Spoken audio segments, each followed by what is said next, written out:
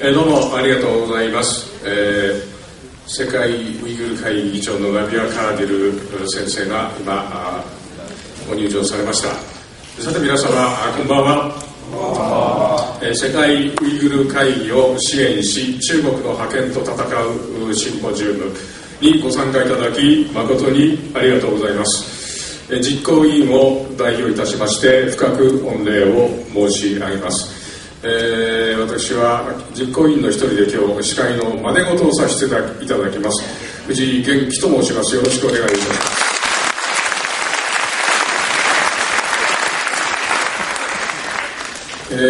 す。さて、シンポジウムの中に入り先立ちまして若干のご報告を、させていただきますと、この世界ウイグル会議が開かれました、月曜日の5月14日でございますが、午後の時間に、ナビア・カーディル先生、その他世界ウイグル会議の代表の方がですね、靖国神社に、ご参拝していただきました。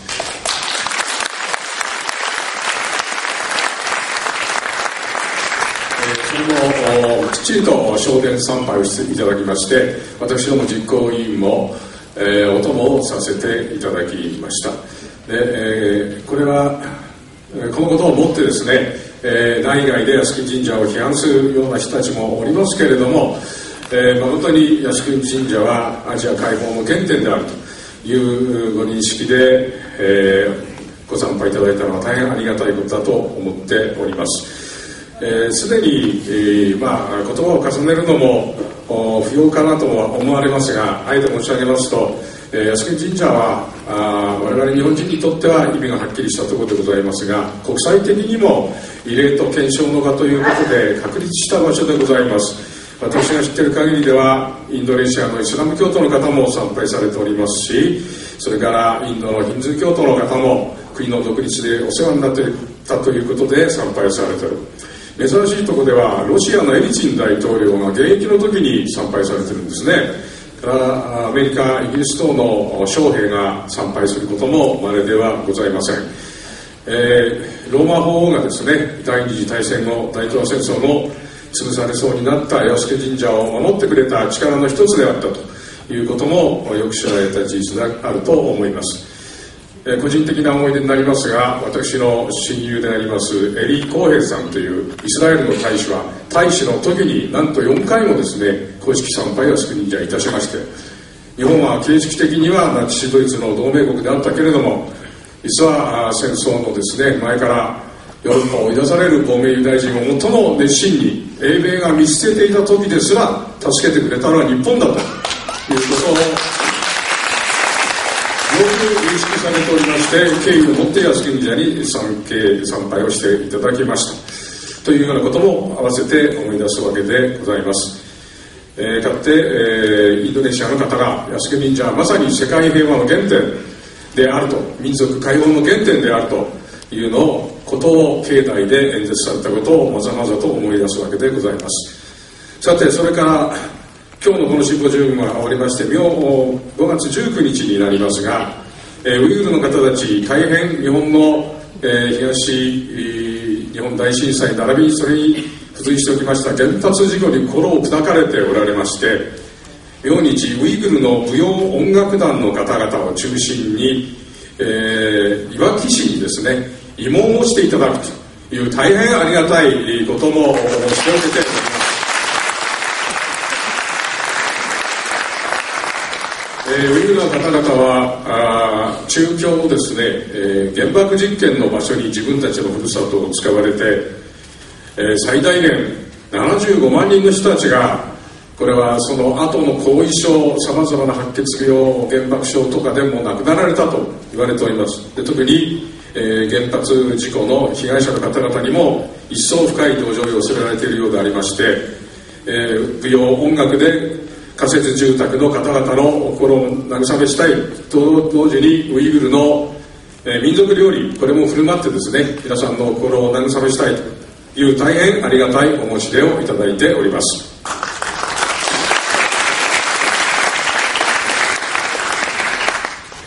さて、今回は世界ウイグル会議を応援する日本人の会ということで実行委員を組織させていただきましたけれども、今回のシンポジウムの大会会長は平沼武夫先生でございます。ご存知の衆議院議員立ち上がれ日本代表の平沼武夫先生にまず開会を告げるメッセージをよろしくお願いいたしたいと思います。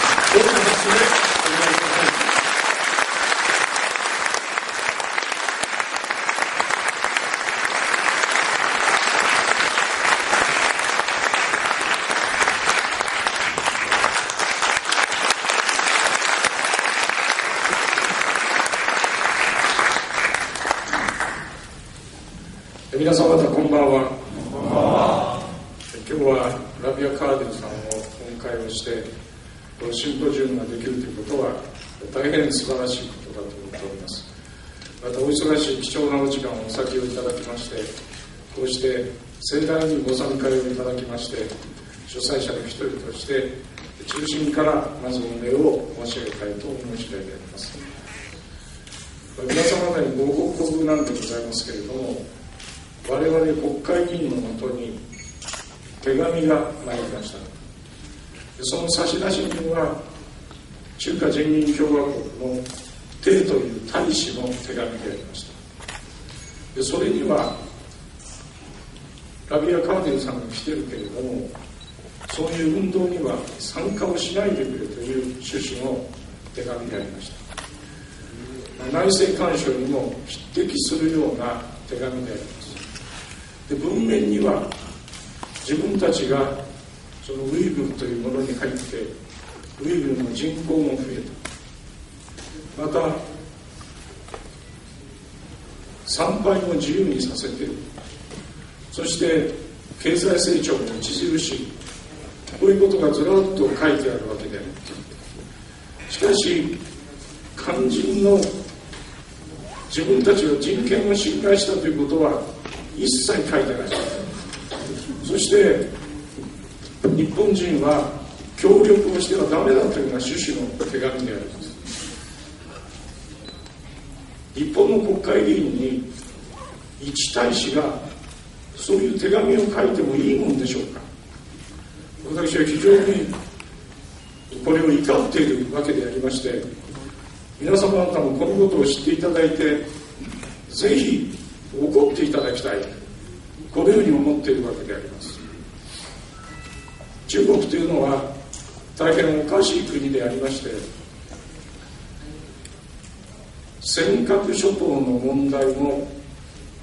全く自国の領土としては主張していなかった。しかし1991年になって国連の調査であの島の周辺に石油や天然ガスや未来のエネルギーと言われているメタンハイドレートが出るということを聞いたら、これは革新的な利益の中国の固有の領土だとこう言い出した。そして船で我が国固有の領土の尖閣の領海に堂々と侵入してくるようになりました。自分たちの革新的な利益の領土だと言いながら、埼玉県の島の所有者にお金を払って買いに来てる。こんな矛盾もしてる。革新的利益のある自分たちの国土であれば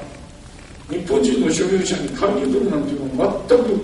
おかしいわけでありまして、おそらくウイグルの方々も同様の目にもっともっとひどい形で侵害が起こっているんじゃないか、このように思っているわけであります。そういう後ろめたいことがあるから受け入れている日本の国会議員にあのような無礼な手紙を書いてくるわけでありまして、ぜひこのことを肝に銘じていただいて、我々は自由と民主を守っている国でありますから、そしてウイグルに対して温かい力を差し伸べる、このことが必要だと思っておりますので、皆様方の深いご理解をいただきますことを心からお願いをいたしまして、主催者の一人として皆様方に歓迎の辞を申し上げさせていただきました。ありがとうございます。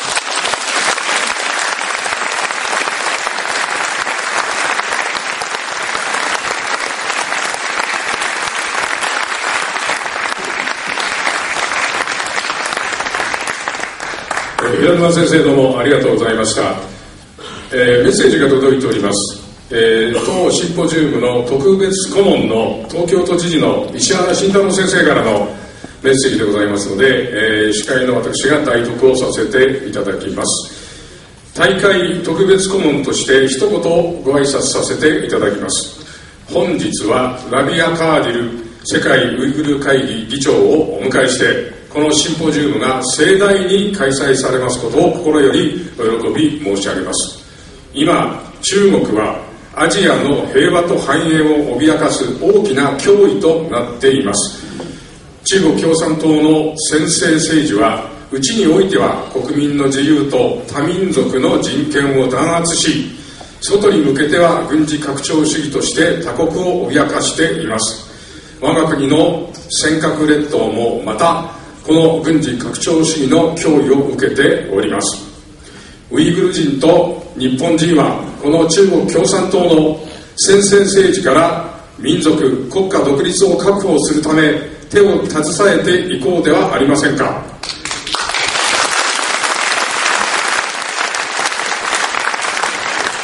ウイグルの皆様の自由と人権への願いがいつの日か必ず達成されることを願ってやみません。本日のシンポジウムにご参加の皆さん、ウイグル人の自由を求める戦いと日本人の領土を守る戦いは表裏一体のものです。今日のシンポジウムの大成功を心より願っております。東京都知事石原慎太郎。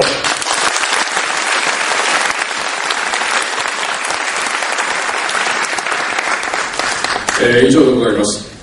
さて、ちょっとご紹介が遅れましたですけれども、今壇上で、カーディル議長の通訳を務めてくださっておりますのは、世界ウイグル会議研究センター副委員長のトゥール・モハメッド様、トゥール・モハメッドさんです。よろしくお願いします。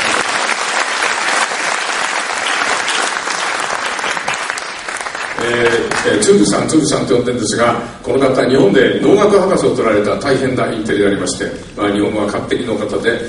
ございます。それでは続いてご挨拶をいただこうと思います。日本とウイグルの友好を記念いたしまして、日本ウイグル、国会議員連盟というものが今回生まれまして、その方たちの、大変なご努力もあってご協力もあって、今回のウイグル会議、またこのシンポジウムも可能となりました。この議員連盟、日本ウイグル議員連盟を代表いたしまして、皆さんはよくご存知と思います、山谷恵理子参議院議員にあります。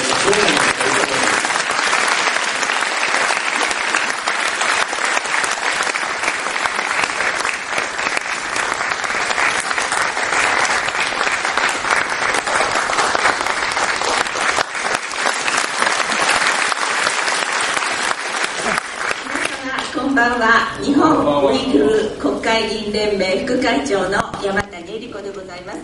会長の古谷啓二先生がちょっと公務のために、私がご挨拶に参りました。このようにたくさんの皆様にお集まりいただきまして、実りあるシンポジウムが開かれますこと、本当に感無量でございます。私は10年くらい前でしょうか、ウイグルを訪ねました。カシュガルの美しい味わいのある街並み、そして美しい自然、ウイグルダンスも教えてもらいました。すごい勢いでもあるダンスなんですけれども、本当に素晴らしい文化、言語、宗教、そしてそこに育まれたウイグルの人々の心、大切にしなければならないと思っています。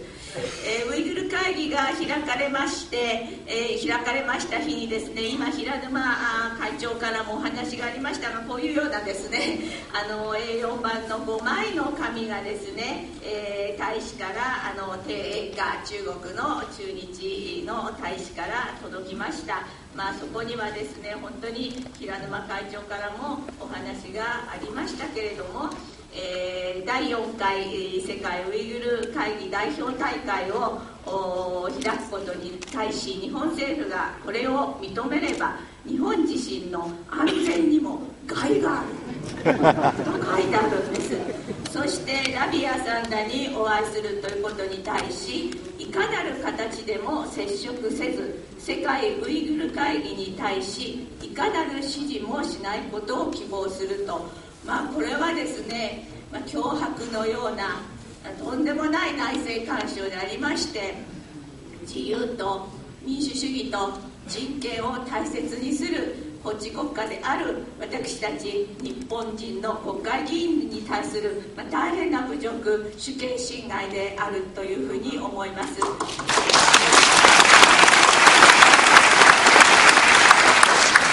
自民党だけでもですね、自民党は今201人の国会議員なんですが、調べてみたところ100人以上に届いておりましてですね、そして今日記者会見を実は開いたんです。中国の定価さんに、私たちは抗議をしなければいけないということで、初夏のますますご声援のことと存じますと、礼儀正しくですね始まりまして、さて鄭大使より2012年5月8日付でチベットと新疆ウイグルに関する書状を受け取りました。我々国会議員側の調査によると、衆参党派を問わず多くの議員に送付されていることが判明いたしました。内容はチベット並びに新疆ウイグルにおける帰国の考え方を示されたものと解釈いたしますが、その記述は一方的に武装反乱、暴力テロ組織と決めつけ、現実に行われている人権弾圧や人権侵害については何ら触れておらず、事実とは異なると言わざるを得ません。さらには文面の最後では、日本自身の安全にも害があるとの記述、また我々議員側に対しいかなる形でも接触せず、世界ウイグル会議に対しいかなる指示もしないことを希望するという、いわば強圧的な表現は、独立主権国家の国会議員への書状としては著しく適切性に欠いていると言わざるを得ません。いわばこれは日本に対する内政干渉そのものであると考えます。ここに書状を受け取った議員として断固抗議するとともに、我々は日本国国会議員の良識に従って今後も活動していくことをここにお伝えする次第です。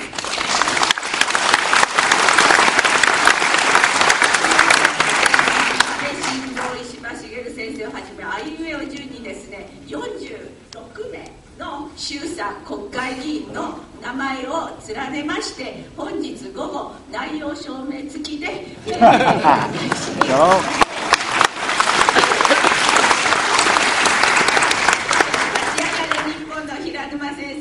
ところにも、また民主党にも届いておりますので、立ち上がり日本も民主党の心ある議員も本当に怒っておりまして、これから連携を強めながらですね、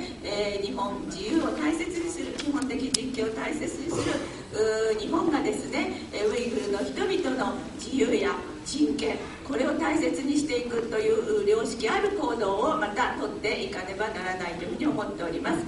46回以上の核実験が行われたとも言われているウイグルです。中国全体の石油の資源の4分の1、石炭天然ガスの3分の1ぐらいがウイグルにあるのではないかと推定されております。2009年のウルムチ事件、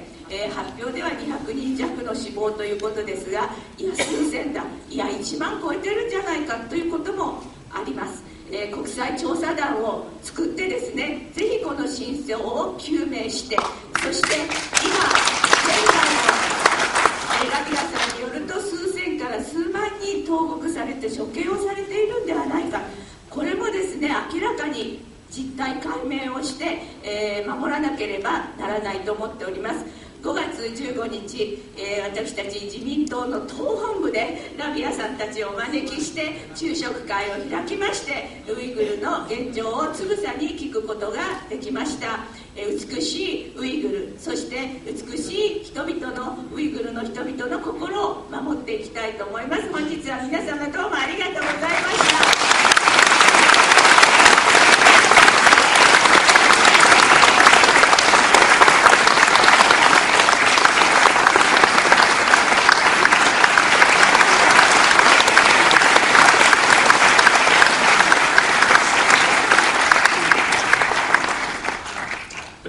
もう一人、今回の大会の顧問を代表してご挨拶いただきたいと思います。今回の大会の顧問は小田村史郎先生、加瀬秀明先生、中条貴則先生、ペマ・ギャルポ先生の4先生でお願いしておりますけれども、代表いたしまして、ペマ・ギャルポ先生にご挨拶を賜りたいと思います。よろしくお願いいたします。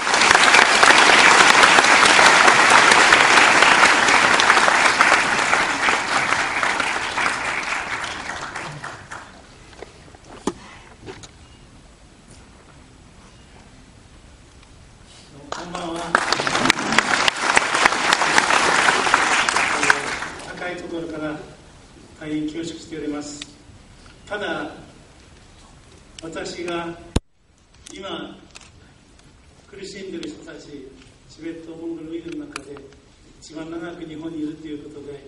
多分遠山先生はじめ皆さんからご配慮いただいたのではないかと思います。ですので、3分間か5分間ぐらいしっかりしたことを何か申し上げたいと思います。でまず最初に、私はラビアカーディナ総裁はじめウイグルの皆さんに心からお祝い申し上げたいと思います。それは何かというと、世界で初めてのウイグル議連が日本にできたということ、そして中国のあれだけの反対があってもその日本でこの大会が実現できたということ、それは何よりものですね、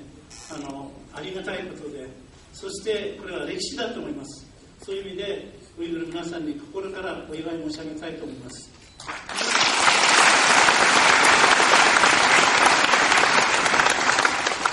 そして2番目に、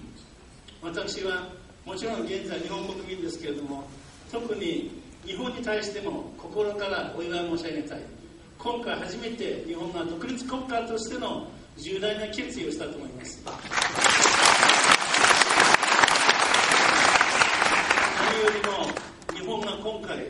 中国の圧力に屈することなくこの大会が実行できたことは、日本が他のアジアの国々に対して、世界に対して日本がこれからまた日本のふさわしい地位につくだけのリーダーシップを発揮できるということを示したのではないでしょうか。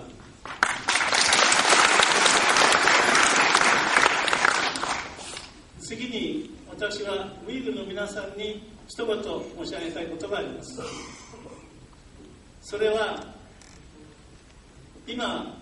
いわゆるその人権派とか言われている人たちのインターネットなどで、今回ラビアさんが靖国神社を参拝したことに対して非常に彼らが怒っております。そしていろんなことを言って、中には多分ウイグル人の中でも多少動揺している人たちがいます。特に私ここでラビア・カーデンさんはじめウイグルの皆さんに申し上げたいことは、ダライ・ラマ法王も私が代表の時に靖国神社を参拝したということです。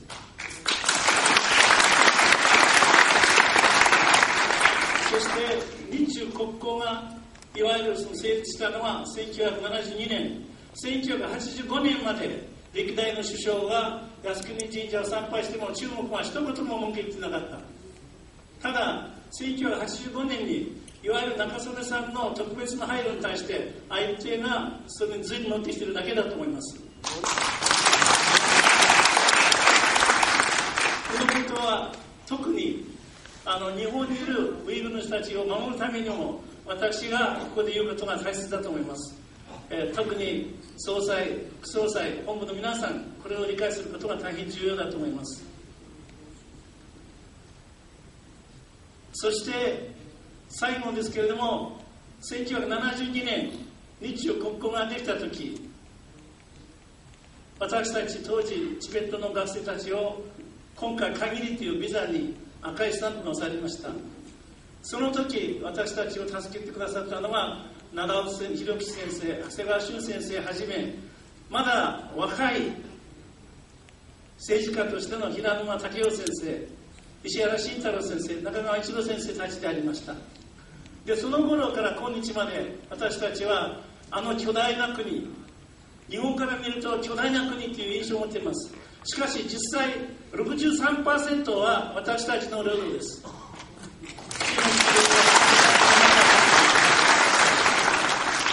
でその私たちが当時はですね、いくら訴えてもなかなか日本の世論は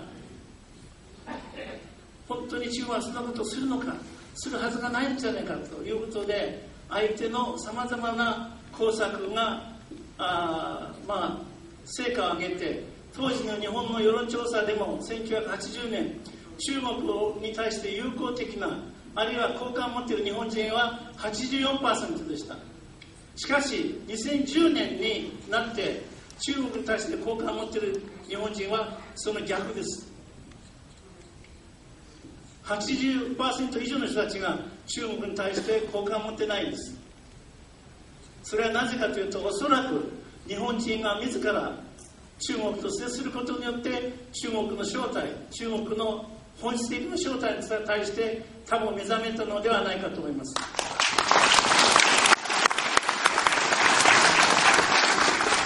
そして通常人間として、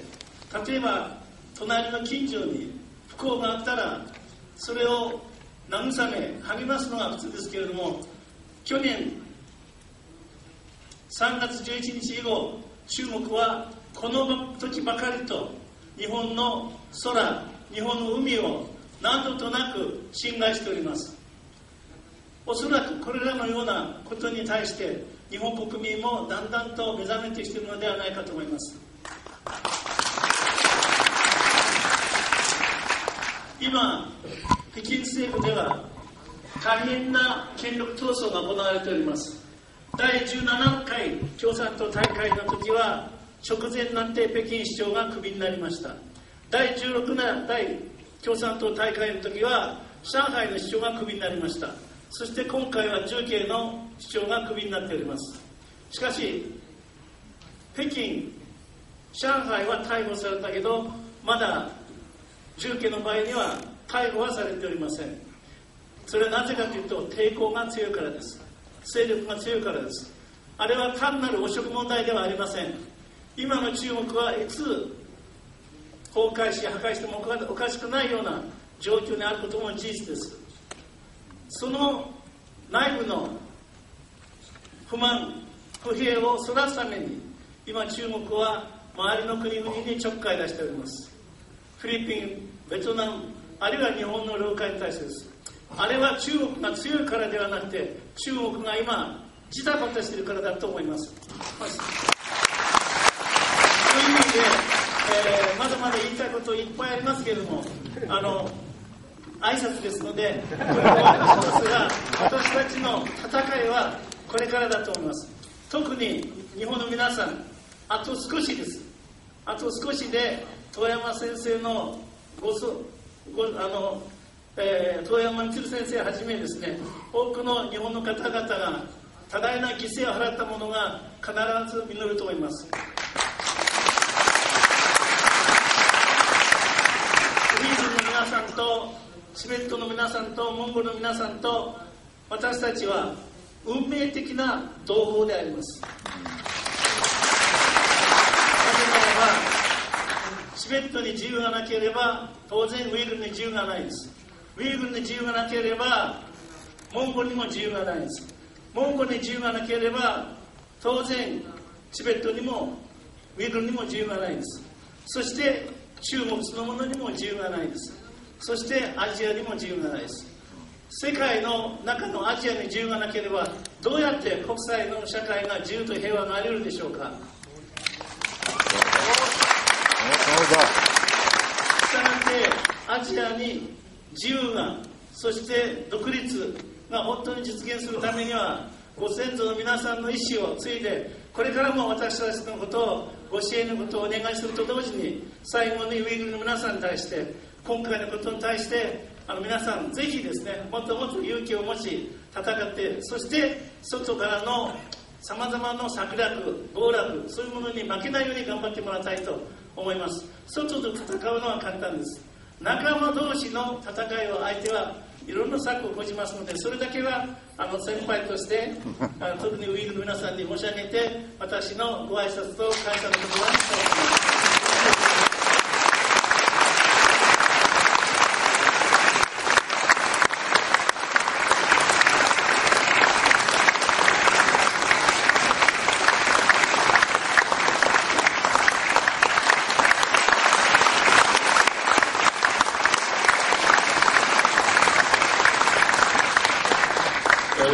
牧原先生、ありがとうございました。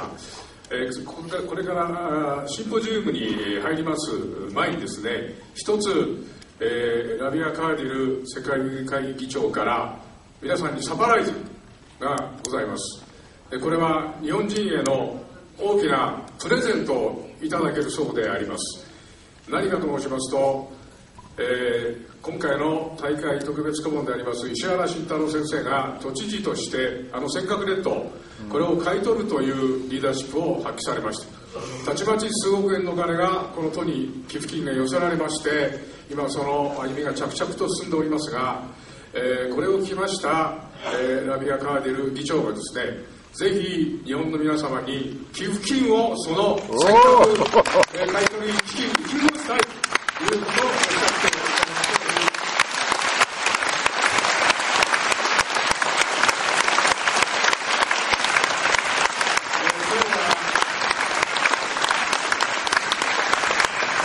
石原先生がいらしておりませんので、その石原先生と盟友でもありですね、また立ち上がる日本の、最高顧問が石原慎太郎先生、都知事でありますから、石原知事の代わりにですね、ここで平沼武夫先生にこの10万円の寄付金をしっかりと受け取っていただきたいと思います。皆さん、大きな拍手でお願いします。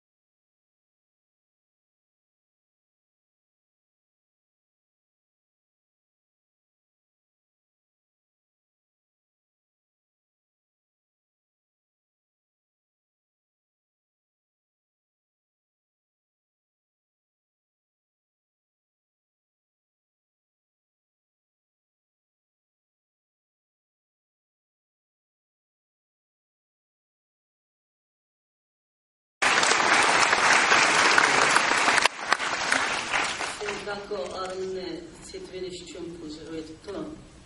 Agar mening vakilim qo'limda bo'lsa yoki man ixtisas bo'lgan bo'lsa chiqaradi. 私は聞いたところ、皆様が尖閣諸島をために行っていらっしゃいますことを私は耳にいたしまして、もし私にもっとお金があればその資金のすべてを私が提供したいと思っています。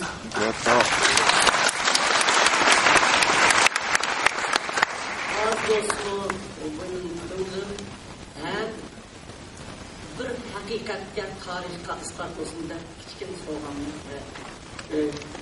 私は少なくても私の、個人の思い、そしてこれが歴史の証として残るような願いを込めて、ここで、このわずかな金額を皆様に、そしてその尖閣諸島のために増額いただきたいと思います。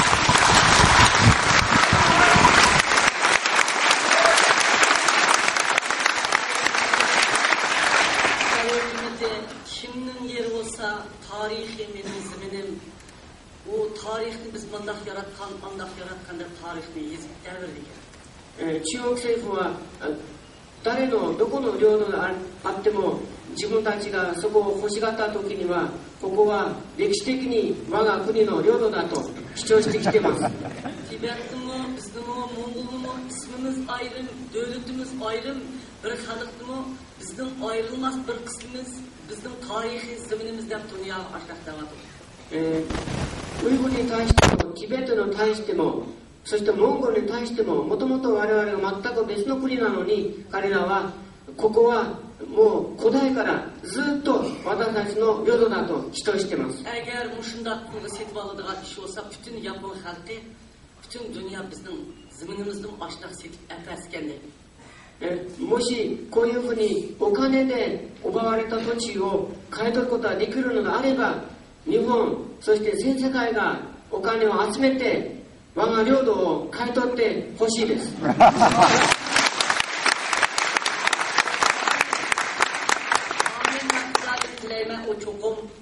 Yaponiya xalqining Yaponiya xalqi o'ziga mansub narsani o'zi pul setib oladi. 私は我が創造主アッラーからお願いしたい、お祈りしたいですけれども、日本は必ず尖閣を守ることができます。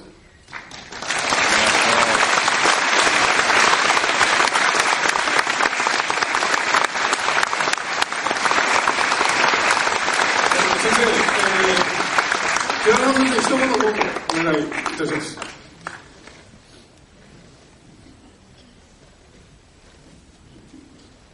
図らずもご協賛をいただいて本当にありがとうございました。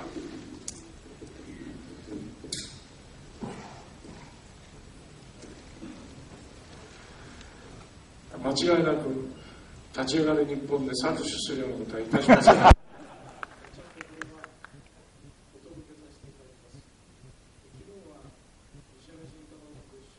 一日秋田県に行っておりました。石原さんがびっくりしておりましたけれども、たった20日間で7億円のお金がすでに集まっているそうであります。その中にこれも貴重な財源として加えさせていただくことをお約束をさせていただきまして、御礼の挨拶に出させていただきます。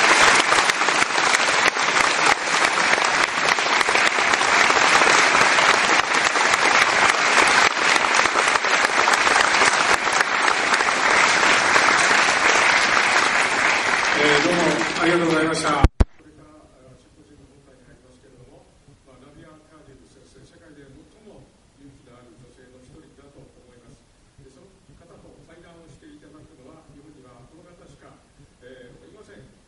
つも日本を代表するジャーナリストであり、オピニオンリーダーであり、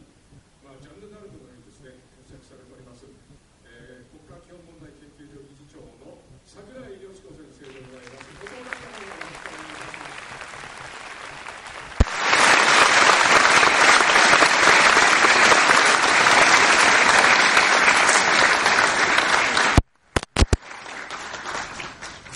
それからこれからシンポジウムの本体でございますけれども、この後は櫻井先生の方にマイクをお任せいたしますので、8時20分ないし30分ぐらいまでをめどにですねやっていただいて、時間がありますれば会場の皆さんからも最後質問を受けて9時少し前には3回の運びにいたしたいと思っておりますので、櫻井先生よろしくお願い申し上げます。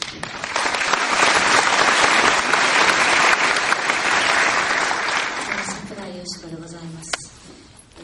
皆さんを代表して今日は世界ウイグル会議議長の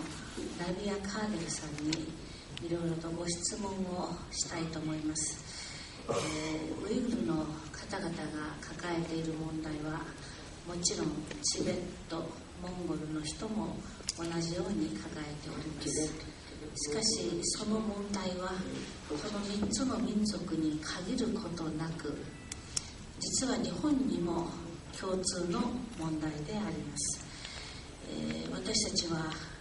人間の自由を重んじ、そして民主主義を重んじ、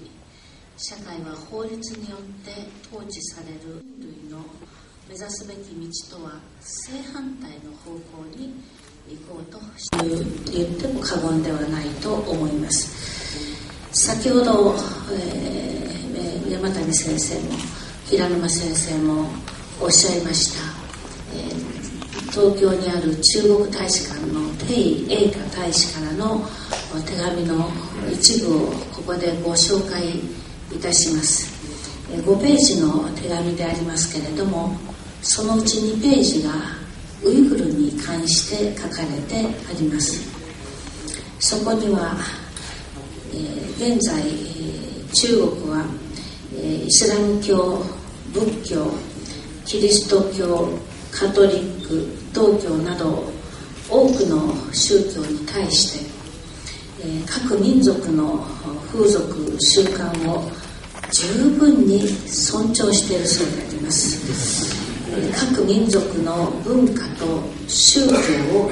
保護しているそうであります。これが偽りであるということは私たちはもうすでによく知っています。そこでラビア・カーデルさんに改めてお聞きいたします。今ウイグルでは一体何が起きているのか、どのような弾圧がどこまで行われているのかということを改めてご紹介くださればと思います。ありがとうございます。Xitayning bu yozgan xatini anlatgan biraz tarixini aytib ketay deyapman. 中国のこの公文を私も聞いて、改めて私も歴史的な事実について述べさせていただきます。İnsanlar bilirler, Şarkı Türkistan, Garip Türkistan deb tarixda O'rta Osiyoda o'zining bir Turkistonda, hozirgi Qozog'iston, Qirg'iziston, O'zbekiston bizning qarindoshlarimiz Rossiya tarafdan besib olingan. Biz Sharq Turkiston deb atalgan bu zaminda Xitoy tarafdan besib olingan. 皆様ご存知の通り、今、この地域は歴史的に東トルキスタン、西トルキスタンという2つの部分に分かられて、近代になってからロシア、中国という二大帝国に占領されています。Hozirgi mustaqil bo'lgan Qozog'iston, Qirg'iziston, O'zbekiston ular bizning qarindoshimiz. 今独立しているカザフスタン、キルギスタン、ウズベキスタン、それからトルクメニスタンというこういう国々は我々の兄弟であります。Bizning zaminimizda Uyg'uristonmi deymiz va Sharq Turkistonmi deymiz. 我が国名を私たちは東トルキスタンも言いますし、ウイグルスタンとも言います。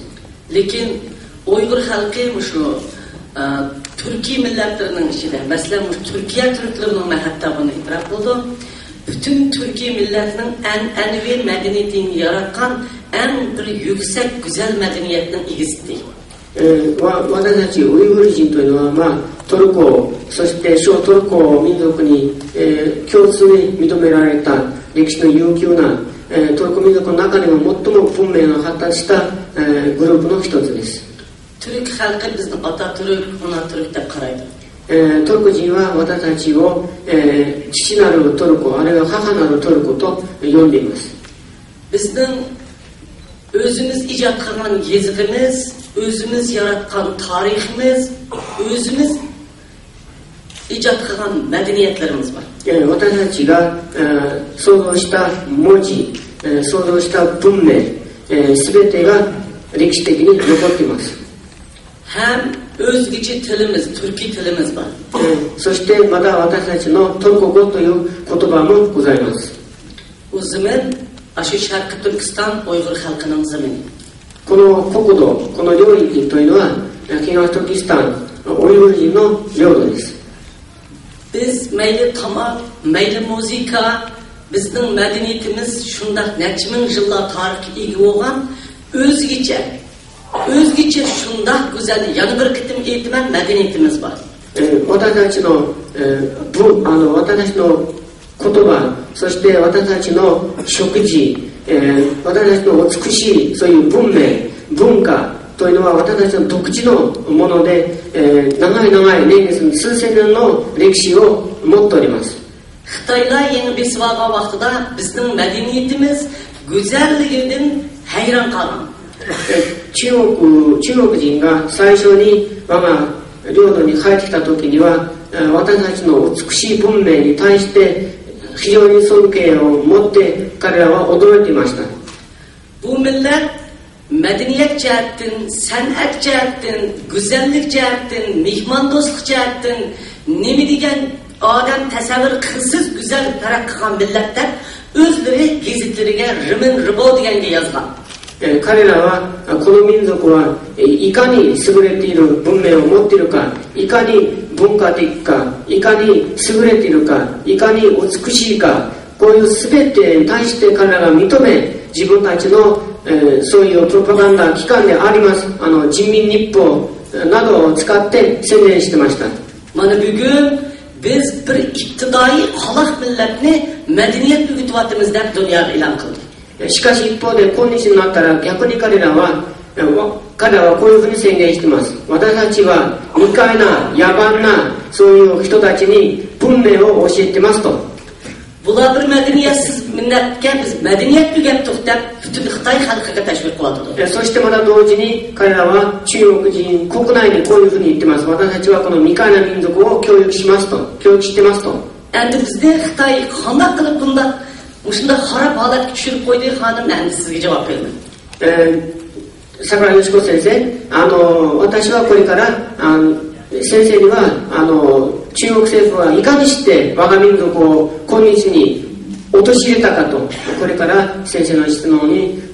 お答えを申し上げます。 Xitoy hukumati bizni besib olgan vaqtimizda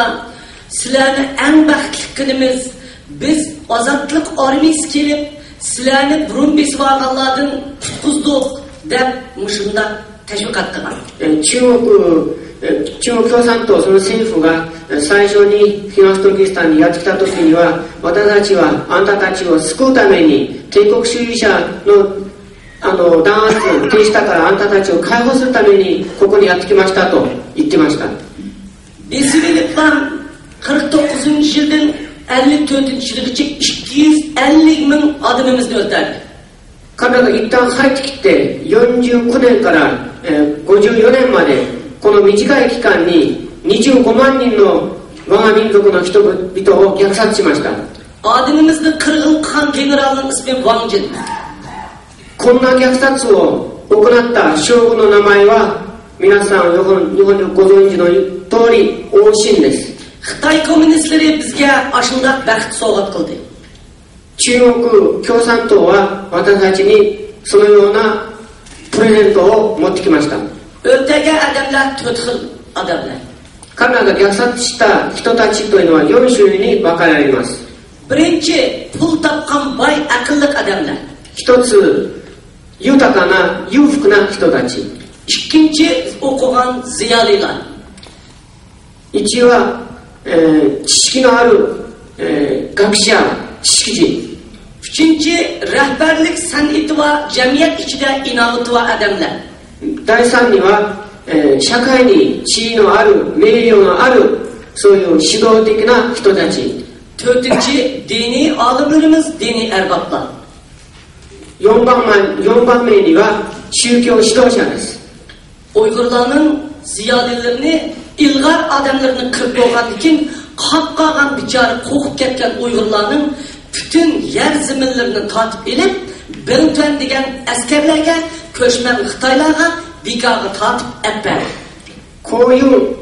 優秀な人たちを虐殺して終わった後に彼らは一般民衆に汚い手を及ぼすことになりました。それは一般民衆の手から土地を奪い、それを中国移民に渡してきています。 Xitoy hukumati shuni bildiki, bir millatning ma'arifda va iqtisodda chekinib ketsa, qo'zqiga yeydigan bir vaqt tamoqni bog'lab qo'ysa, u millat o'zining aksini va o'zini bilolmaydigan holatga tushib qoladigan bo'lg'achqa, bizni oldi bilan iqtisodiy jihatdan nobratlashtirish siyosatiga tiqiladi. 中国の狡猾なところというのは彼らはよく知っている。それは人を貧しい状況に追い込めば彼らは一日一食だけのために思い、そのために全てを考えるということになって、人間としての基本的なそういう、人間としてのものを失ってしまうということがよく分かっています。54 yildan 61 yilgacha 3 uyga bir talqin sopun bir oyda bir qatim taqsim qiladi. 54年から61年までに私の記憶では3つの家庭に、石鹸を1つ配っていました。 Uygurlarning uyida munchisi var. Pakiz o'zini pakiz tutadigan Uygurlarni munch tutganlar kapitalizm yo'liga mangan bo'ladi deb turmuga ilib, uylardagi munchlarni cheqib tashlatqizib, ko'lchakda shuydigan qilib qo'ydi. 当時、ウイグルでは自宅にお風呂を持っている、シャワーなどを持っている、家庭があれば、それはこういうのを持つということは資本主義的な資産家的な生活の様式なんだと、それを強制的に破壊して、ウイグル人が自宅で入浴もできない川で入浴するようにそういうふうにしてしまいました。 Uygurlar açlık, namratlık, onundan başka Uygur halkı korkunçluk, vatansızlıkka giriptar oldu. それでウイグル人は飢餓の状況に、そして、恐れる状況に、そして自分のだけのいかに生きるかと、そういう厳しい状況に追い落としがいています。 Meni kechiringlar, men yomon chatnab ketdim, lekin odamlarimizning ustidagi shikoyatlar hayvonotlarimizni qo'shib aytib ketadi. 私はちょっとテーマから離れちゃったかもしれないけれども、本当に我が民族はもう家畜以下のそういう生活を強いられてきています。 Uygur halkı iş, müşük, kuşkaş ve hayvanatlarını bekişka intayın amara halk. ウイグル人は、例えばそういう犬とか猫とか鳥とか、そういうものを、飼うということに非常に興味を持って、すごく生活の一部として考えています。 Hatta atlarını müzik bilen usul oynatkızıdır. 習慣的には馬に音楽を演奏し、馬が音楽に踊るということもあります。 Öylerimizdeki hükümetin siyasetinde öylerimizdeki kuşlarımızda, işlerimizde, müşklerimizde, işlerimizden aldığı açıkıp gözümüzü köktüp durup mahsus tabanca bilen o mıntıkları etip öldürdi. しかし中国政府、その人たちというのは私たちの家にいるそういう犬とか猫とかそういう鳥とかそういうものを引っ張り出して我々のドアの前で我々の目の前で虐殺していました。 Ben hayatımda faşistin bundak vahşiligini görmegenmenki asmanımızda uçuvatkan kuşlardan kündür onu öldürüp hükümetke paçığını tapşırış vazifesi düşürüldü. 私はもう一生でこんな残虐なファシストを見たことないです。例えば彼らは我が空で飛んでいるそういう鳥まで毎日我々に任務をかけ、例えば1日10匹そういう鳥を殺すようなそういう任務を私たちに強制しました。 İşkilip dimini öldürsek, kuşkaş, kaka, selizhan kadarlık neslin 10 xil hayvanın paçıkını onlarla tapşırmasak biz kurtulamayız. 私たちはどんな方法、いかな方法である、どんな鳥でもあったり関わらない、例えばカラスでもスズメでも何でもそれを1日、10匹殺しその足を政府に収めなければならなかったそういう時がありました。 Onundan keyin Uygurlarni 10 adam bir qozonda tamoq yeydigan 20 adam bir yotoqning ichida yotadigan qilib qo'ydi. それで中国政府はまだウイグル人が10人が一つの鍋からご飯を食べるように、それで20人が一つの部屋で寝起きを共にするようにそういう生活を許容しました。 57 yilga kelganda 57年になった時に endi sizlar shunday qiyinchilik tortib ketdinglar, yuqori uqmay qapti, sizlarga biz yaxshilik qilaylik, hukumatning qilgan xatosining ustida ichilib sayranglar dedi. 今度彼らがやってきて、あんたたちは本当にかわいそうなと状況のお通しに入れましたと、これは大変問題なんだと、それで彼らがまだこういう状況に対してあんたたちが意見を述べなさいと言ってきました。 Ah ko'ngil Uyg'ur xalqi, ah ko'ngil Tibet xalqi, ah ko'ngil Mo'ngol xalqi hammasi o'xshash shu 57-yilda ichilib sayrash siyosatida necha 10 minglab o'lgan. 優しいウイグル人、優しいチベット人、優しいモンゴル人が宗教のこういう巧みなこういう言い方に騙されて、自分たちの本当の思いを申した時には逆にひどい目に遭いました。Şunun bilen Uygur'un hep kalan tarihçileri, okutkuçileri, adetteki ziyalileri çıkıp hükümet bizni mındak kıldı, aş koydu, milimizni tatып aldı, pulumuzni tatып aldı da rast bizge yaxşılık kıldığa okşaydı deb sözledi. 今度、そういう騙されてウイグル人の学者、そういう知識人、指導者というのは出てきて、自分たちのそういうあったそういう経験とか中国政府はそれ57年までやってきた政策に対して、非難の声を上げた。 Sözü tutulup sen partinin arkadaşın xevet şikayet kıldın, biz seni paş kıldık deb 61 bin Uygur, Kazak, Özbek, Tatar katarlık, Mongol katarlık 5 millet deb 61 bin adamni qo'lga oldi.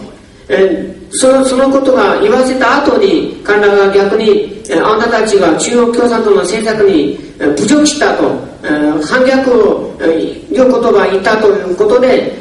ウイグル、カザフ、キリギズ、タタール、モンゴルという5つの民族から6万1000人以上の人たちを投獄しました。 Ularni tarım kumlukaga tashlab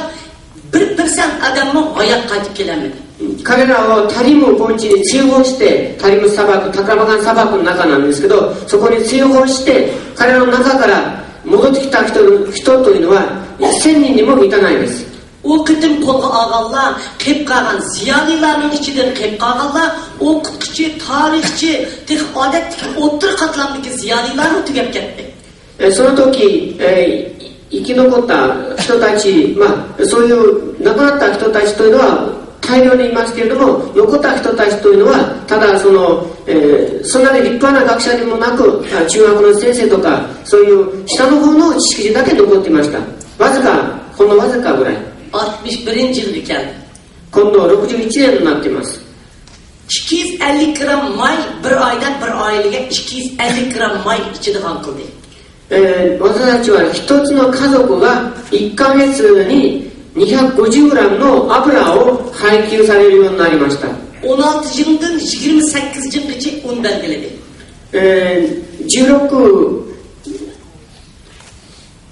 8キロから、13キロぐらいの、そういう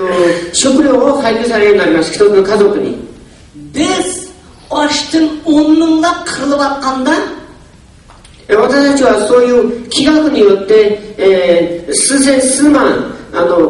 死んでいった時には Xitay askerlerini appak mo'minlar bilan o'zining tardini etib tashlab tomosharimizni ko'rdi. 彼ら中国の兵隊が、白いその饅頭を自分たちのお尻を拭いてその饅頭を捨ててきた。 Endi bunun hakkıdır medeniyet inkılabıda bütün özü rehber kılıp saylagan Uygurlarını bütünler tutup öldürdü. 今度文化大革命の時に彼らは自分たちが育てたあるいは役職を与えたそういうウイグル人たちを逮捕し虐殺しました。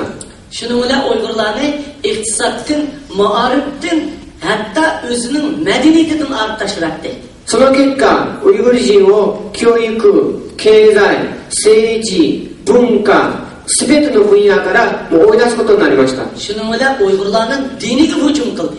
今度彼らはウイグル人の宗教に対して攻撃してきました。 Baş to'qliqda bayram bo'lib ketgan Uyg'ur xalqi o'zining aslidagi madaniyat an'anasini unutib haqiqatan galdi-guldi bo'lib ketdi. 本当にこういう、貧しい状況に追い込まれたウイグル人たちというのは自分たちの文化の基本的なものを守れることなく非常状態に陥れました。 Endi hozir bizning ona tilimizni chekladi. 今度彼らは私たちの母国語を禁止するようになりました。 Qarshi chiqqan Uyg'urlarni minglab, o'n minglab turmaga tashlab o'ldirdi. これに文句を言ったりあるいは抵抗したウイグル人は数千数万と逮捕し投獄し虐殺しました。 Uyg'urlar osh kambag'al bo'lganligi uchun biz Uyg'urlarni beqibatimiz deb nomus qilmay markazda Rindanning yig'inida markaz Beijingning markaziy boshliqlari so'zladi. 彼らは恥知らずに北京のそういうさまざまな会議の席上で中国の指導部が私たちはウイグル人をきちんと保護してますと、そういう遅100万のことを言ってきました。Biz Tibet'ten namratıktan kutuldurvattınız deydi. 私たちはチベットを貧困から救ってましたと。Uygur'un namratıktan kutuldurvattınız deydi. ウイグル人を貧困から救ったと。Biz bularga medeniyet öğütüvattınız deydi. 彼らの文明を教えているんだと。Biz hiç kimning medeniyetiga muhtoj emas, o'zimizning medeniyetimiz bor. 私たちは実は誰の文明を学ぶ必要がない。我々自分が文明を持っています。Biz tarixdan o'zimiz bekib kelgan go'zal minbat zaminimiz bor. 私たちはもう歴史代々我が土地で豊かに生きてまいりました。 Uygurlarning yer asti, yer usti boyligi Xitoy bo'yicha birinchi o'rinda turadi. ウイグル人の地上地下資源というのは中国で第一番目になります。 Minglab milyonlagan Xitoylar chiqib, Xitoy xalqi chiqib, bu yerda boy bo'lib, mushundaq bo'lib ketdi. Uyg'urlarning uyini o'tirayotgan yerini ko'rsanglar yig'laysizlar. 逆に中国は数千数万何百万移住してきて、彼らはあっという間に豊かになったんですけれども、逆にウイグル人はその間だんだんもっともっと貧しくなっています。 Uyg'urlarning bemorchiligimi intayin bir go'zal. ウイグル人の建築技術も非常に豊かで優れています。 Shu ziminlarni Xitoy askarlariga tortib berdi. 今度そういう立派な建物も全部奪い、そういうところに軍隊を与えていました。 Bizning madaniyatimizda taraqqi qildim degan Xitoy, hatto bizning 5000 yil tarixiga ega Qashqar bemorchilik tariximizni, bizning podshoyimizning o'rdanlarini, oshini dunyo ko'rib qolmasin deb 2 yildan beri chiqib tashladi. 私たちの文化を発展させたと、私たちの歴史遺産を守ったと、こういうことを世界に主張した中国は今度私たちの古い首都カシュガルにある私たちの歴史遺産、歴史的な都市、そして我々の王宮を世界が見えないようにするためにそれを全部潰しました。 Agar Xitoy hukumati bizning madaniyatimizni, bizni shunday qo'g'disa, biz shunday go'zal zaminimizdan nemishqa bu yerda yugurib yurimiz, nemishqa bu shunday vaqirab yurimiz. もし中国は本当に私たちを保護し、私たちの文化を保護し、私たちを豊かにしてなどあれば、なぜ私がここに立ってこの話をするか、なぜ私たちは国外に亡命し自分の国を捨てなければいけないか、そういう現実です。 Oğlumuz Dalai Lama Tibet'e verip özünün lamalığını kıldı. 実はダライラマが本当にチベットに戻って自分のダライラマという役職を果たすべきなんです。 O özünün halkı bilen baxtlik. 彼は自分の民族と一緒にあればそれこそが彼の幸せです。 Ben öz ziminimde öz halkım bilen baxtlik. 私は私の国土で私の国民と一緒にいれば私が幸せです。 中国が民族性を守り宗教を守っているということが、全部間違いである、嘘であるということを今のラビアさんのお話を聞いてもよく分かりました。中国が行っていることはこのウイグル、チベット、モンゴルに対してみんな共通しているんですね。まずリーダーを捕らえて殺していく。残った人にはその民衆を引っ張っていく力やまとめる力がないために比較的無力になる。そこに軍事力をちらつかせながらその圧力をかけて、その民族の社会価値観を破壊していくということだろうと思います。そしてもう一つ、漢民族が行っている大変に恐ろしいことは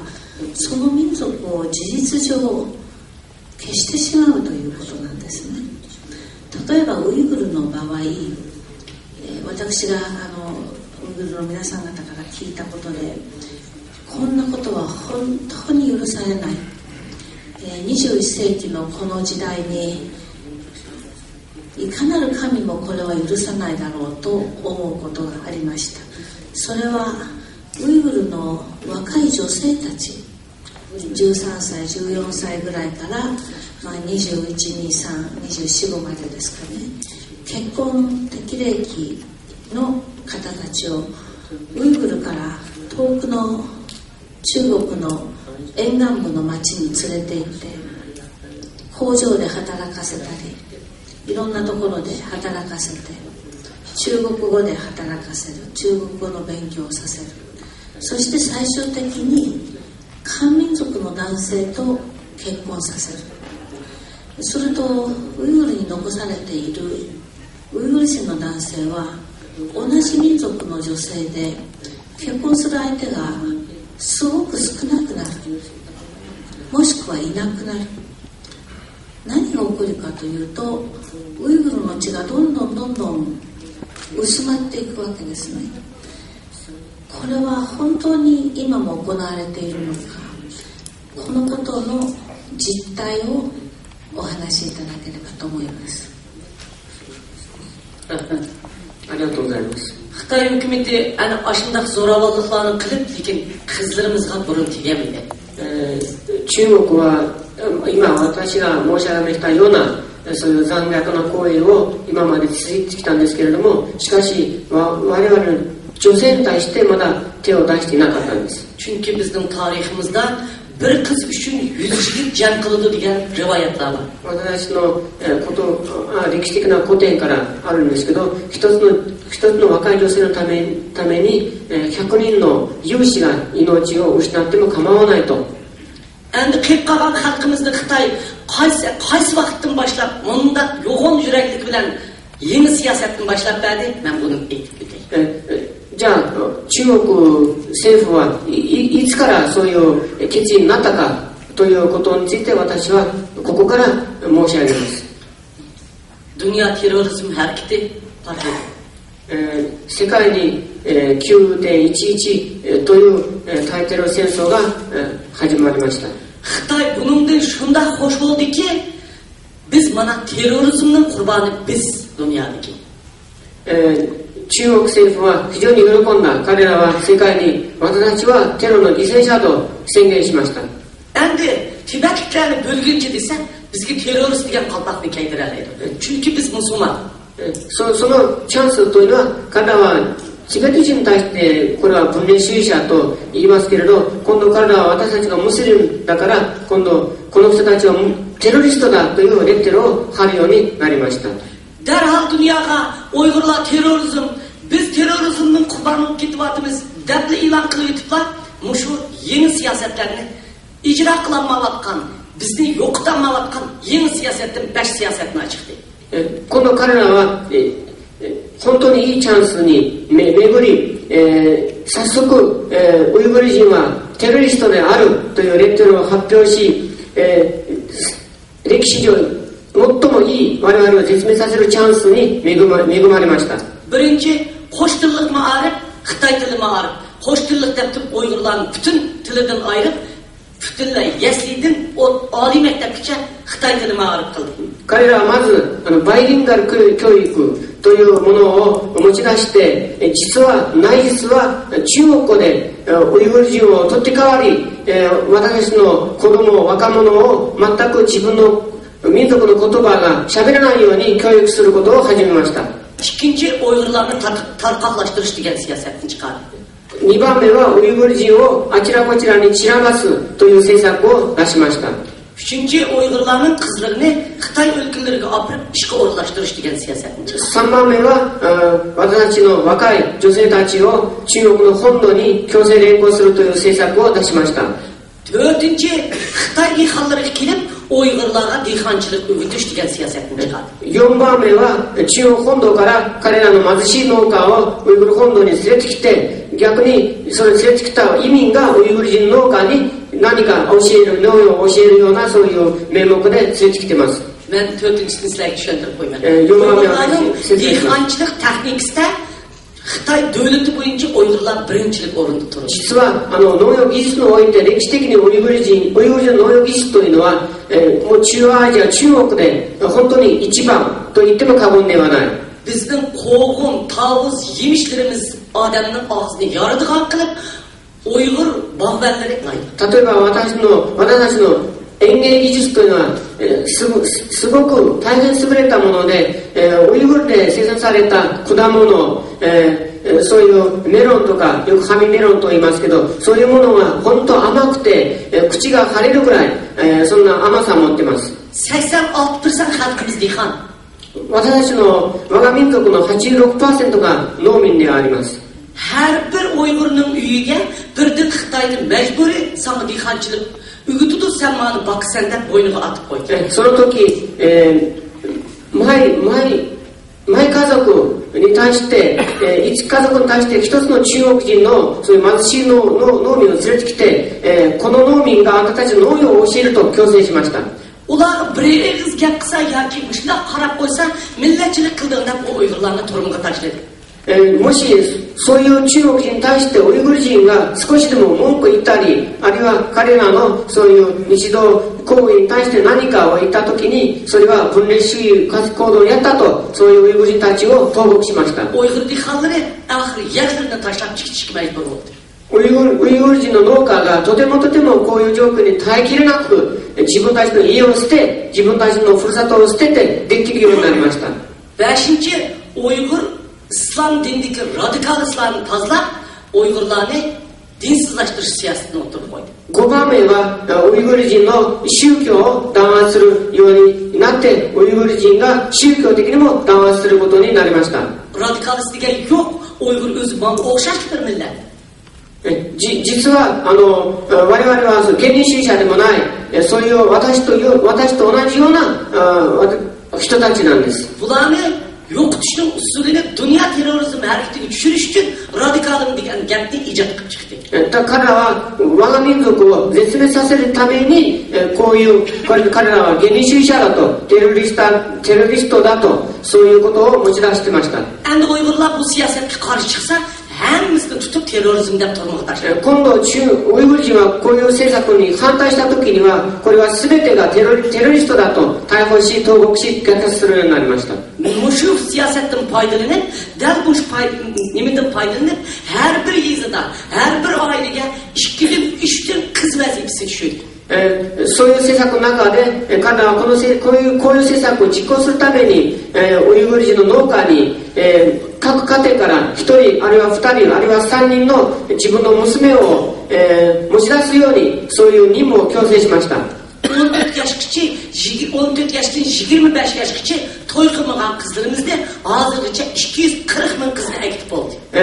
彼らは私たちのそういう14歳から25歳までの未婚の女性を今まで24万人ほど中国の本土に強制連行しています。 2009 yil 7 oydan 5 chiqqan namoyish ana bizning qizlarimizni, dehqonlarimizni majburiy yo'tkab ketgan namoyish. Shuning qarshi namoyishlar. 実は2009年、7月5日、ウルムチで起きたそういう平和デモというのは、こういう中国のこういう若い女性たちを連行する政策に反対するデモでもありました。 Yo'tkab borgan bizning majburiy yo'tkab borgan xalqimizni Shavgatdagi Xitoylar qaltak bilan urib, necha 10 ming Xitoy o'ldirdi. そのきっかけというのは皆さんご存知の通り、その商館という、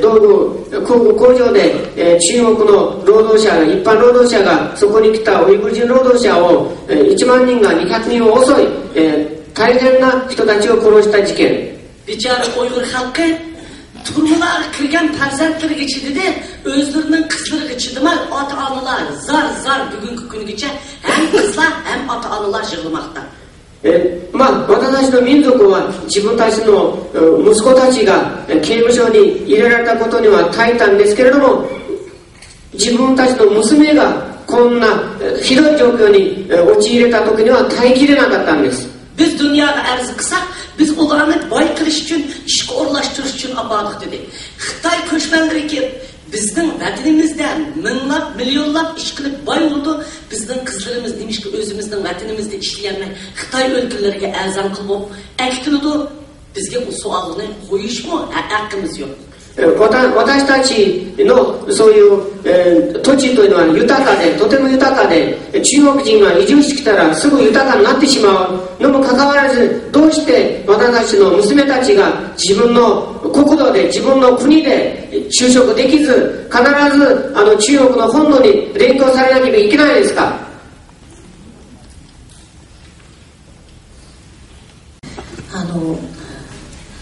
この若い女性たち、今まで24万人も連れて行かれたということですけれども、彼女たちは大きな中国の町に連れて行かれて、そこで、仕事をさせられて、やがて漢民族の男性と結婚させられて、その後彼女たちがふるさとに帰ってくることとか、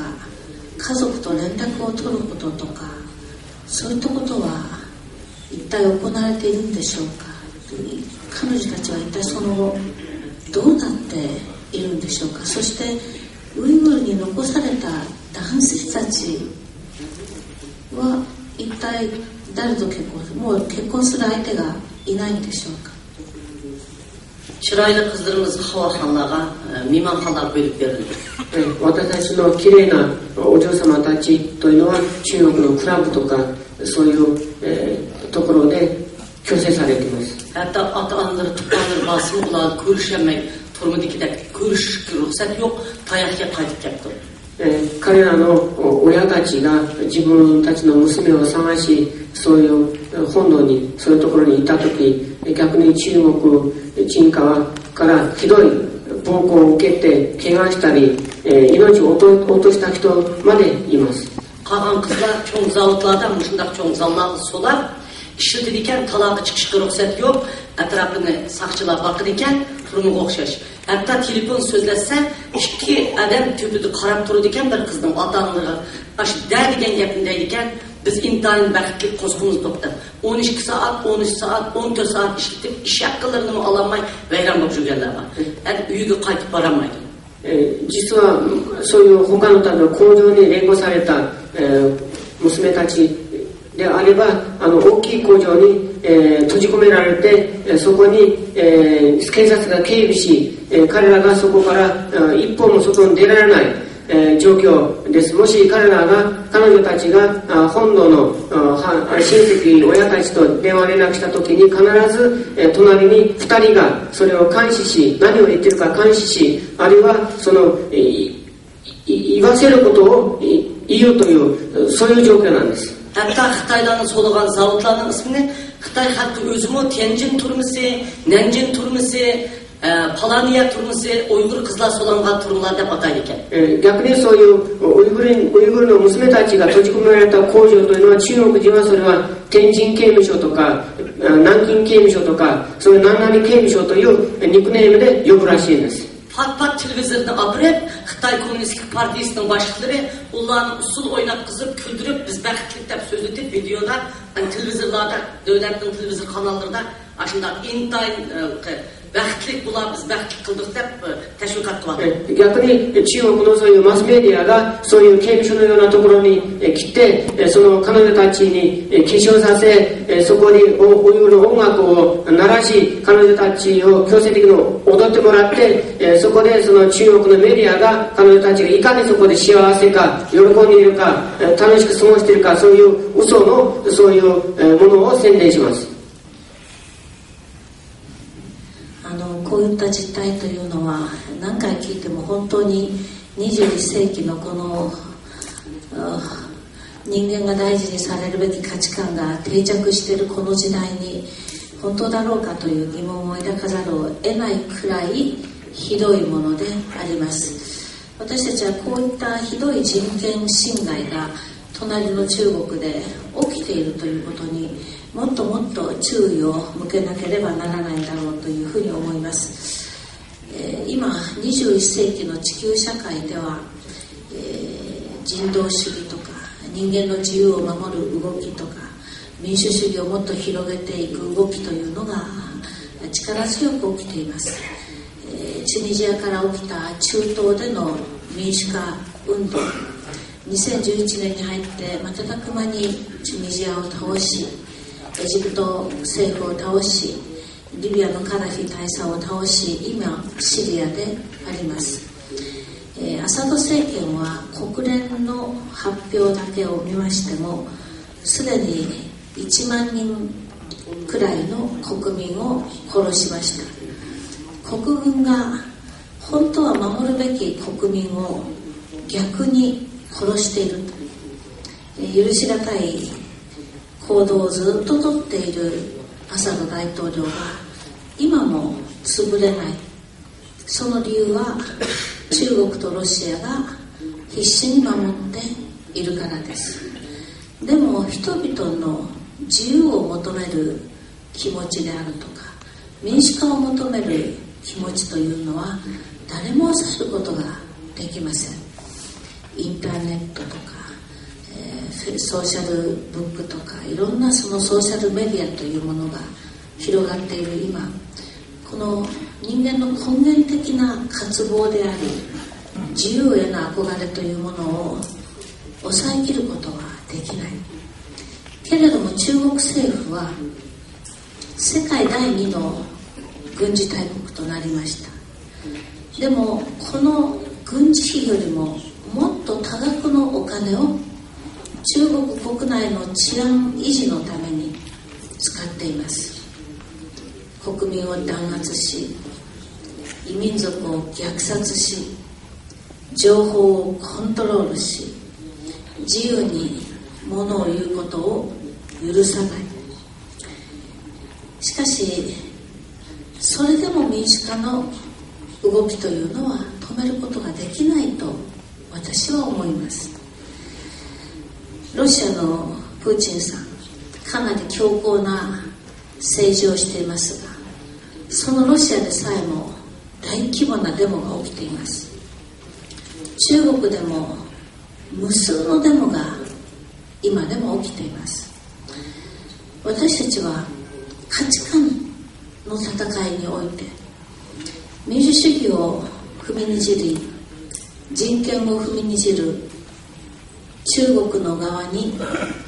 勝つ可能性はないということをすでに知っているはずです。いつかは分かりませんけれども、自由とか人権民主主義を標榜し守っていく私たちの側が必ず勝つと思います。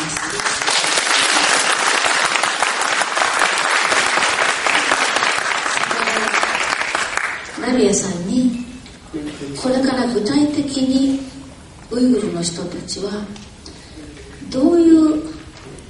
戦いを中国に対して展開していくのか、どのようにしてウイグルの人々を守り民族を守っていくのか、なるべく具体的にお話しいただければ、そこに日本人として日本国として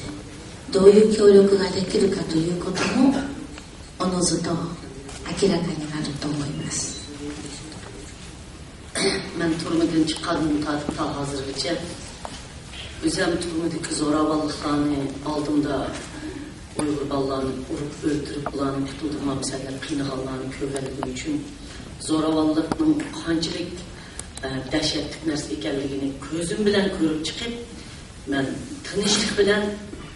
har qanday zo'ravonlikqa qarshi turib demokratiya erkinlikni tinchlik bilan qo'lga keltiraman deb chiqdim. 私は中国の刑務所に閉じ込められた時にこの目で暴力暴行というものはいかに恐ろしいかと、そういうものを目の当たりにして、そこから救い出された後に、やはり暴力に訴えるのではなく非暴力で我が民族を救うという道を選んでいます。 Şundan tartib Dünya Uyghur Kurultayı men çıksam bularmı özlerinin tanlab algan yolu şuken Dünya Uyghur Kurultayı その時私が出てきた時も世界ウイグル会議が選んだ道もそういう非暴力の道でした。 Ben şuna Dünya Uyghur Kurultayı'nın beşiğe gelip birlikte ta hazırlıkça dünyanın hem yerinde aylanıp yürüp tinchlik bilan Xitoy hukumatini bizning xalqimizga zo'ravonlik qilmaslikka chaqirdi. だから私は世界ウイグル会議のそういう路線に賛同し、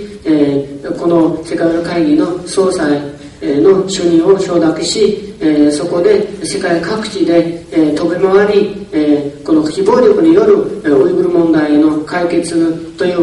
道を歩んで、そういうことを主張しています。 Dünyanın hem yerdeki Uygur teşkilatları Dünya Uygur Kurultayı'nın yetekçilikide tinchlik bilan Uygur meselesini hal qilishga ovoz qo'shdi. 世界各地の各ウイグル組織も世界ウイグル会議の呼びかけに応じ同じ路線を選ぶようになっています。しかし中国政府が私たちが暴力の訴えることを望んでいます。しかし私たちは絶対にそういう暴力の道には入らないです。これは私たちの選んだ道です。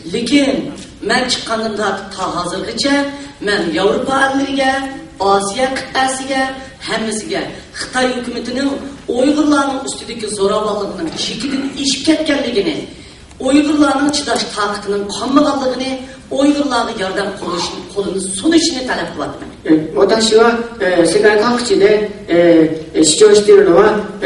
ウイグル人に対する中国の弾圧はもう限度を超えてますと、世界はもうこれ以上ウイグル人のこの状況を無視してはいけないと、必ず世界が一日も早く声を上げなさいと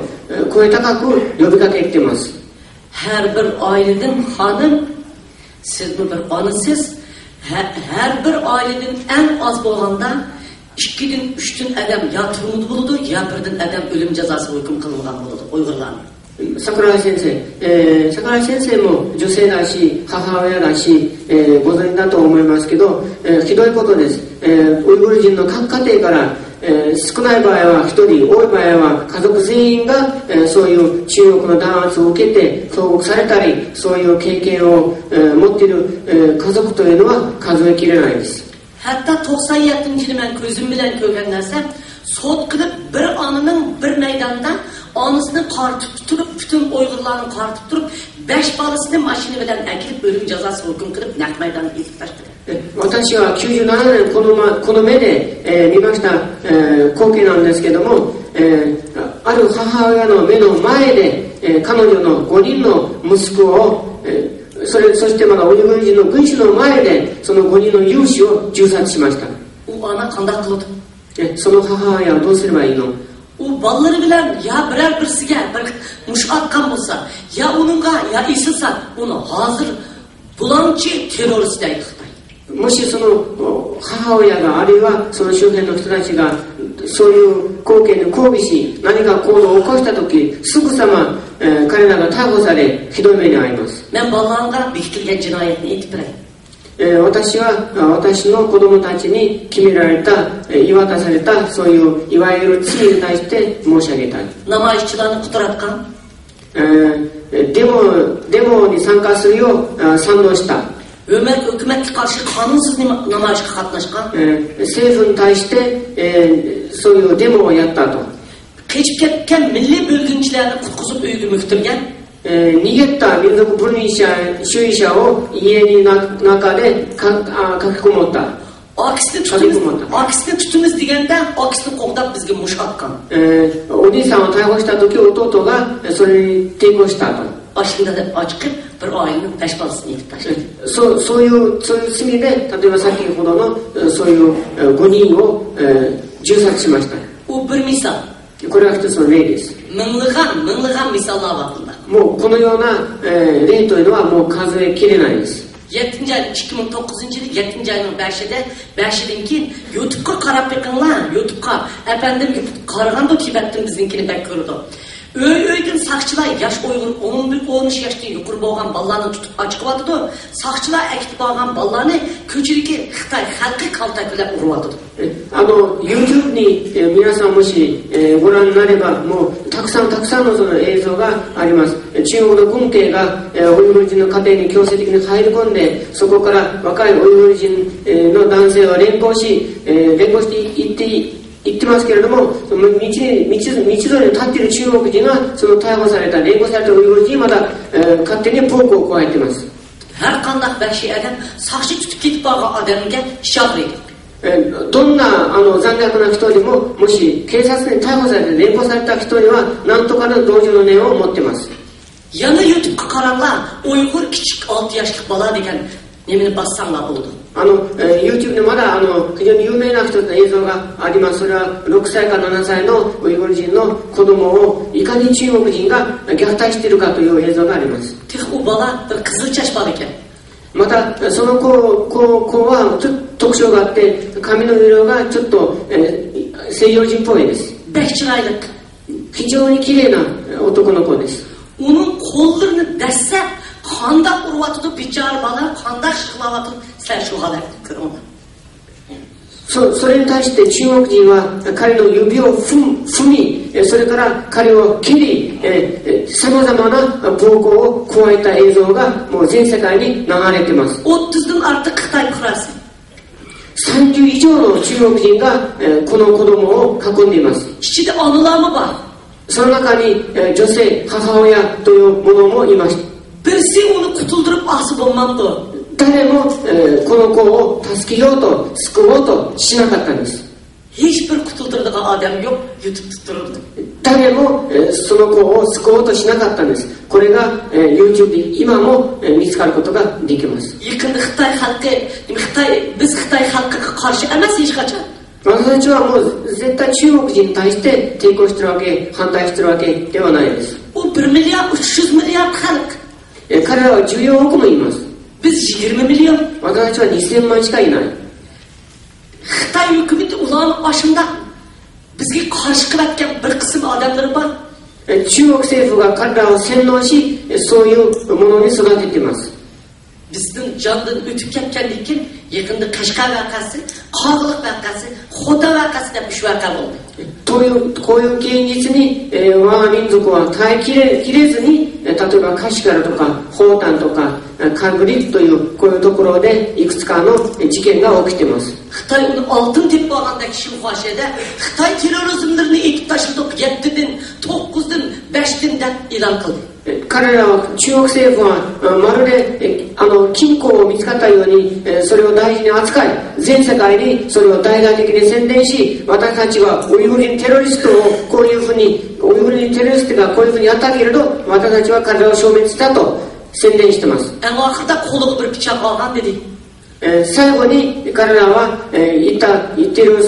その根拠というのはこのウイグル人たちは手にナイフを取ったと。 Hakçan nak meydanda adamlarını tutkandı. Yaş balıklarına destek vurgandı. Cenini paylama yancıkıdan bıçak algandı.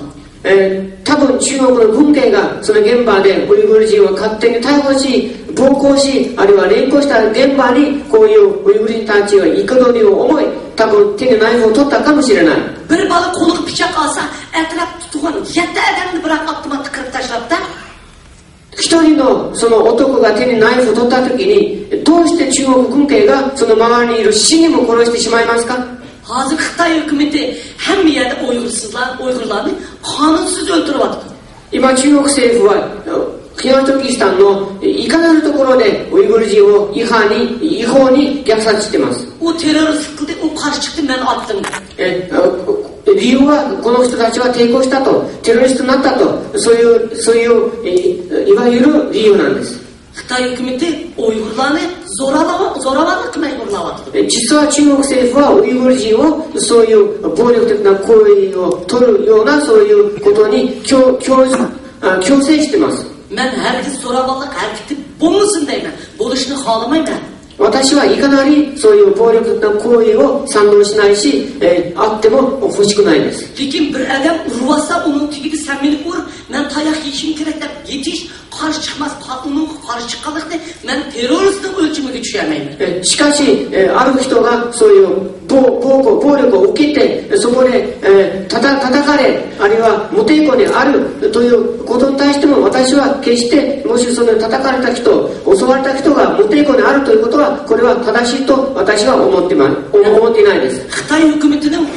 zoravallık siyasete karşı hareket kılattı. 私は中国政府のそういう暴力的な行動に対して行為に対して私は活動を行っています。 Tibet efendim degende 60 yıldan beri Tibet halkı Uygur halkının özünün azatlık inkılabı bir ketim toktap kalkını yok. ペマ先生が先ほどおっしゃったことと同じようにチベット人も一日も、彼らの戦いを、やめたことがないです。 Xitay sulavatı da, itivatı da, ula çıkıvatı da. 中国は彼らを逮捕し殺し、投獄してもかかわらず彼らは次から次出てきてます。それは彼らのそういう暴力行為ではなくて、それは彼らの平和的な抵抗です。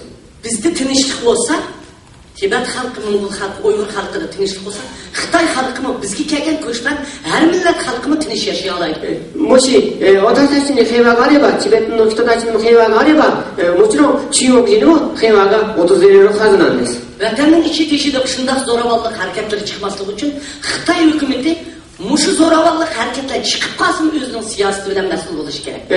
ウイグルの国内外にそういう暴力的な出来事がないように私は願いますけれども、もしそういうことがあったのであれば、その責任は中国政府が、共産党が取らなければならないです。私たちは必ず希望力で訴えます。どうもありがとうございました。今ラビア・カーデルさんがおっしゃった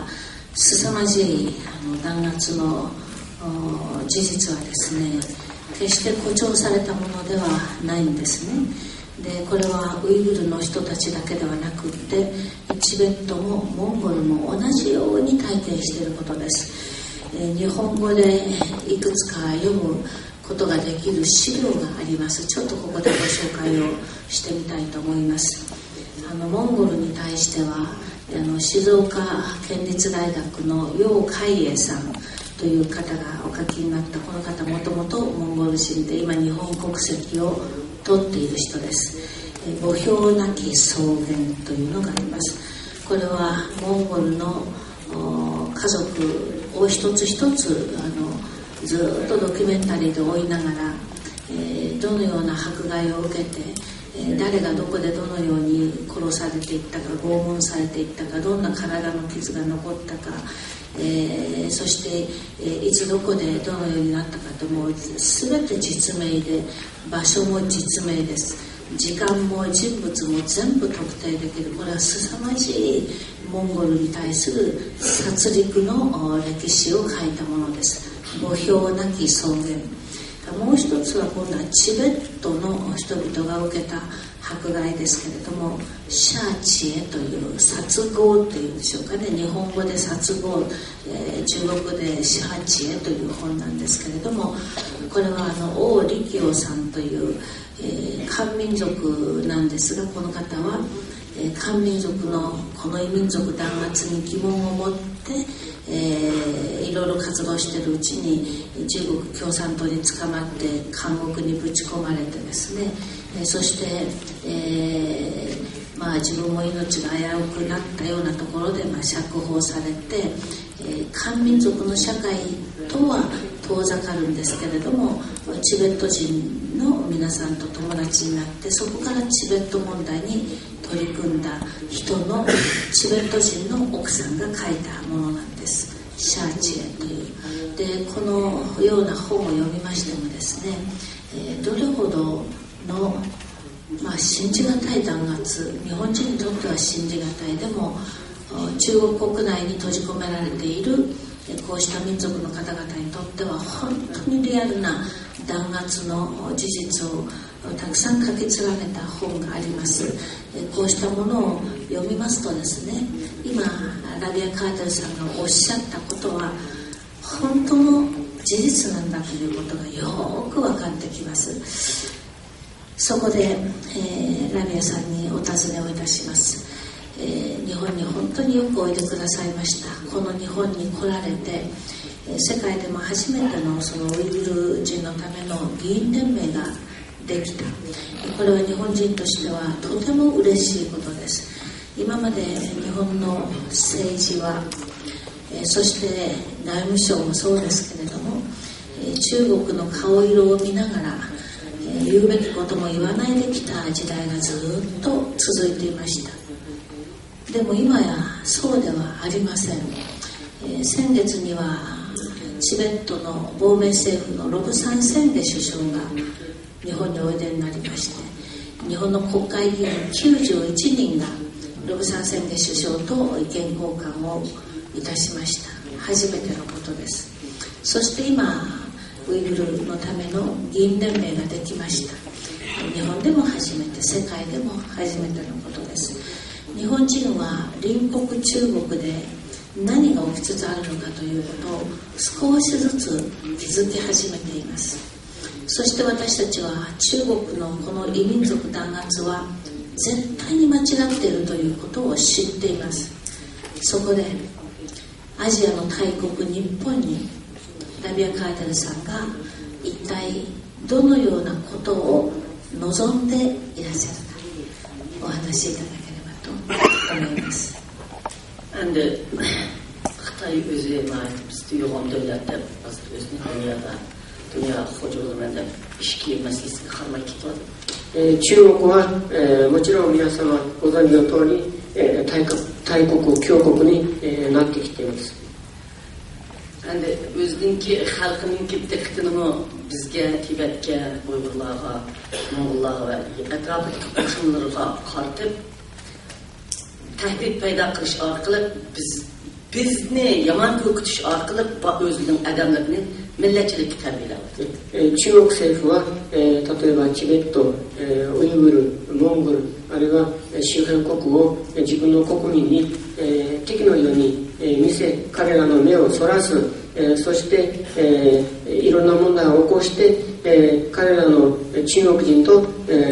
諸民族が対立するようなそういうことを煽り、そういう、状況を作りつつあります。Xitoy xalqi demokratiya bo'lmagandan keyin rostni o'qish fursati yo'q. 中国では自由と民主主義とはないから、中国国民は真実を知るそういう機会がないです。Xitoy hukumatining tashviqotiga bir qism Xitoy xalqi ishonadi. 中国の宣伝に一部の中国人が、信じています。Atrofidagi Osiyoning tinchligi va atrofidagi davlatlarning tinchligi uchun o'zining kelgusidagi tahdidini xalq va hukumat tunib ketishi kerak. 中国のそういう脅威に対して、中国人自身もやっぱり分からなければいけないと私は思っています。Bütün dünya tunib ketishi kerak. そして、周辺諸国、そして全世界もそれを理解、分からなければいけないです。Çünkü Amerika'daki bir demokratiya davlat dunyodan boshqa deydi. 今まで、アメリカのようなこういう自由と民主主義、法というこういう価値を共有する、国家が世界を、指導してきています。Dünyaもshunchalik turibdi. そのおかげで世界の平和と繁栄が、導かれています。Agar Xitoydagi bir diktator davlatning qo'liga dunyo tushib qolsa, もし、中国のような一党独裁のこういう独裁国家の手にこういう世界の指導的な地位が与えられてしまったら、世界がどうなるでしょう。Oldu bilen bunu Asya halkı düşünmüş gerek, Asya hükümetleri düşünmüş gerek. まずこういう、現実を、やっぱり、アジア諸国がまず理解しなければいけないです。Mesela Kazakistan, Kırgızistan'da Xitay hükümeti hazır buyruk kılıp allakaçan özünün korkuduğu halet düşürüp koyuyor. 例えば今、中国政府はカザフスタン、キルギスタンのようなこういう国に対して、自分たちの指示通りに動くようなそういう状況を作り出しています。Bu yerdeki bizden 1,5 milyon kardeşimiz var. そこには、150万くらいのウイグル人が住んでおります。Bu kıtım vekillik keladigan qarindoshlarimizni Xitoyning buyrug'i bilan hatto bir qismlari vakillikka borg'izmay, shu hukumat tarafidan cheklanib vakillikka kelolmaydi. 今回我々の大会に参加する予定のそういう代表たちの一部が、中国政府がカザフ・キルギス政府に圧力をかけたために、日本に訪れることができなくなっています。Bizga bugun keladigan tahdidning ularga ati keladigan ular his qiladigan o'xshaydi. そういうことを見ると、私たちに来ている今日が必ず彼らもやってくるということには、このカザフ・キルギスという国々がまだ気づいてないです。Yapon hükümeti, Yapon halkı, Yapon parlamentleri Uygur'dek, Tibet'dek, Mongol'dek ve başka milletlerin meyli hangi olsun demokratiya talebiga chuqum bak etish kerak.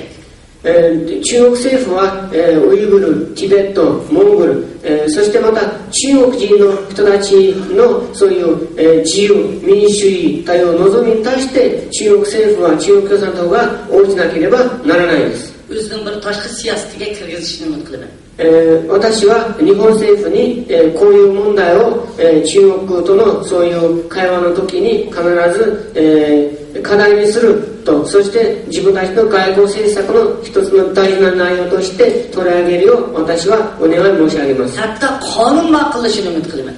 そして国会からそういう決議案が出されるようなそういう動きを望んでおります。biz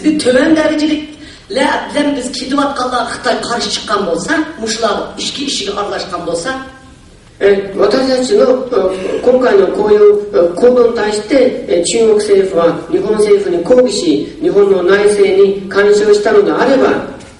yuqori darajadagi amaldorlar siyosat bilan aralashib, butun Yaponiya territoriyasida mushundaq ezilgan millatlarning ovozini oltish fursatini hozirlab berish. 逆に日本政府、そういう日本政府のもっと高いレベルのそういう人たちが私たちのそういう私のような民族の自由民主主義を求める行動に対して支援をするようなことを私が望んでおります。Asiyadagi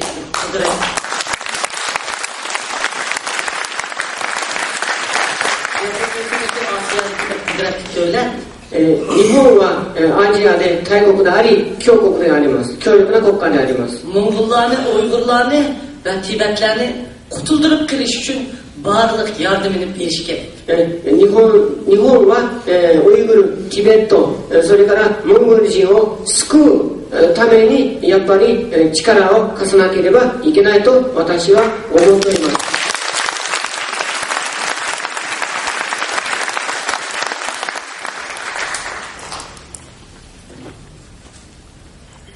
ありがとうございました。もうすでに先ほど山谷恵理子先生がおっしゃいましたけれども、中国の鄭大使の抗議の手紙に対してすでに自民党は記者会見をして40数名の議員の名前で抗議の手紙を出しました。平沼先生の立ち上がり日本もそして民主党もおそらく同じような意見表明をするだろうと私は期待をしております。またこの世界ウイグル会議が開かれる前の日5月13日に北京で野田首相と中国の温家宝首相が会談をいたしまして、その中でウイグル問題が取り上げられました。ラビア・カーデルさんを犯罪人と呼びテロリストと呼んだ中国政府に対して、我が国の首相野田佳彦総理大臣は、我が国は自由の国であると、中国とは体制が違うのである、法律を犯さない限りいかなる人も我が国に入国することを許される、今やその人類の普遍的な価値観である自由民主主義というものをもっと尊重すべきだと温家宝首相に伝えて、日本と中国で人権問題を話し合う人権機関をもう一回スタートさせようではないかという提案をいたしました。私は現時点においては日本国総理大臣も日本国の国会議員も正しいことを言い、正しい主張を中国に突きつけたということをここで確認をします。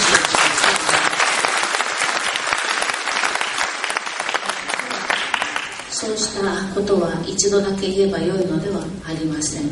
継続してもっと強くそれを言い、そして行動によって裏付けていく。そのために、不条理な弾圧を受けているウイグルの人々、チベットの人々、モンゴルの人々、そして漢民族の中でも中国政府の批判をして、不条理に投獄されているような人々のために、自由と民主主義によって繁栄してきた日本国政府としても日本人としてもこのような中国の21世紀の価値観に反するような政策にこれからもずっと抗議をし、中国の考え方を変えていくような情報を世界に広げ、そしてくじけずに皆さんと一緒にこのことを訴え続けていくことが大事だろうというふうに私は思います。この会場にいらっしゃる皆さん方全員が同じ気持ちだろうというふうに思います。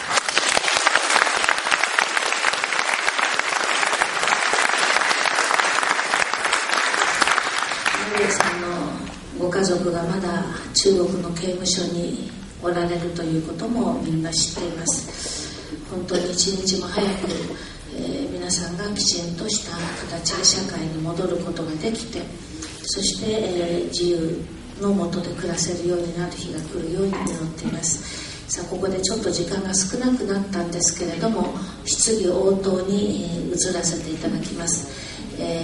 ご質問のある方は挙手をなさって、お名前をおっしゃって、質問してくださればと思います。あとはじゃあこれは藤井さんにお任せください。はい、どうもありがとうございました。櫻井先生、どうもありがとうございました。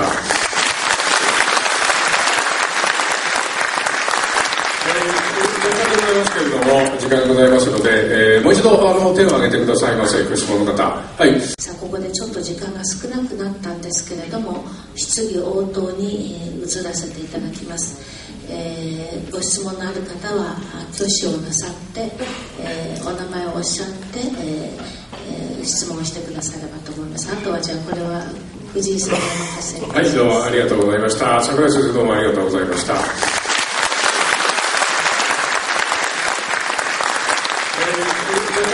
けれども時間がございますので、もう一度手を挙げてくださいませ。ご質問の方。はい。じゃあ、近いところでその2列目の方、このマイクを持っていきますので、お名前言って、その後多くの方がすいません、このマイクお願いします。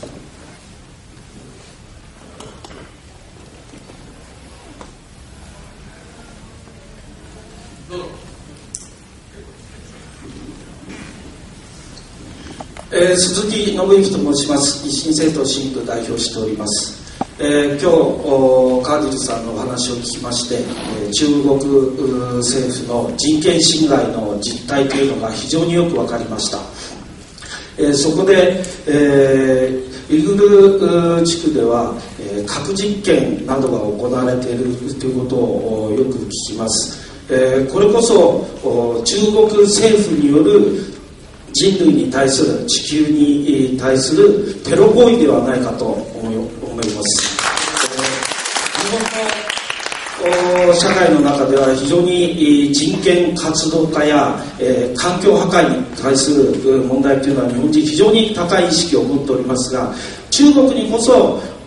その人権活動家の関心や環境破壊に対する関心というのは向けられるべきであると思います。ウイグル地区で、放射線被害ですとか、環境破壊など、また人体に対する健康被害、実際に、どのぐらいひどい状況が起きて、また、中国政府はそれをどのような、扱いをしているかということを、ここで、日本国民の皆さんにですね、状況をもう一度よく教えていただきたいなと思うんですけれども、いかがでしょうか。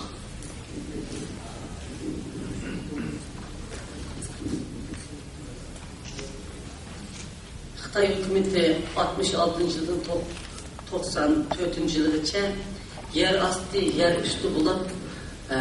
57 qitim atom sınavı qildi. 中国政府が1964年から1996年まで46回の、地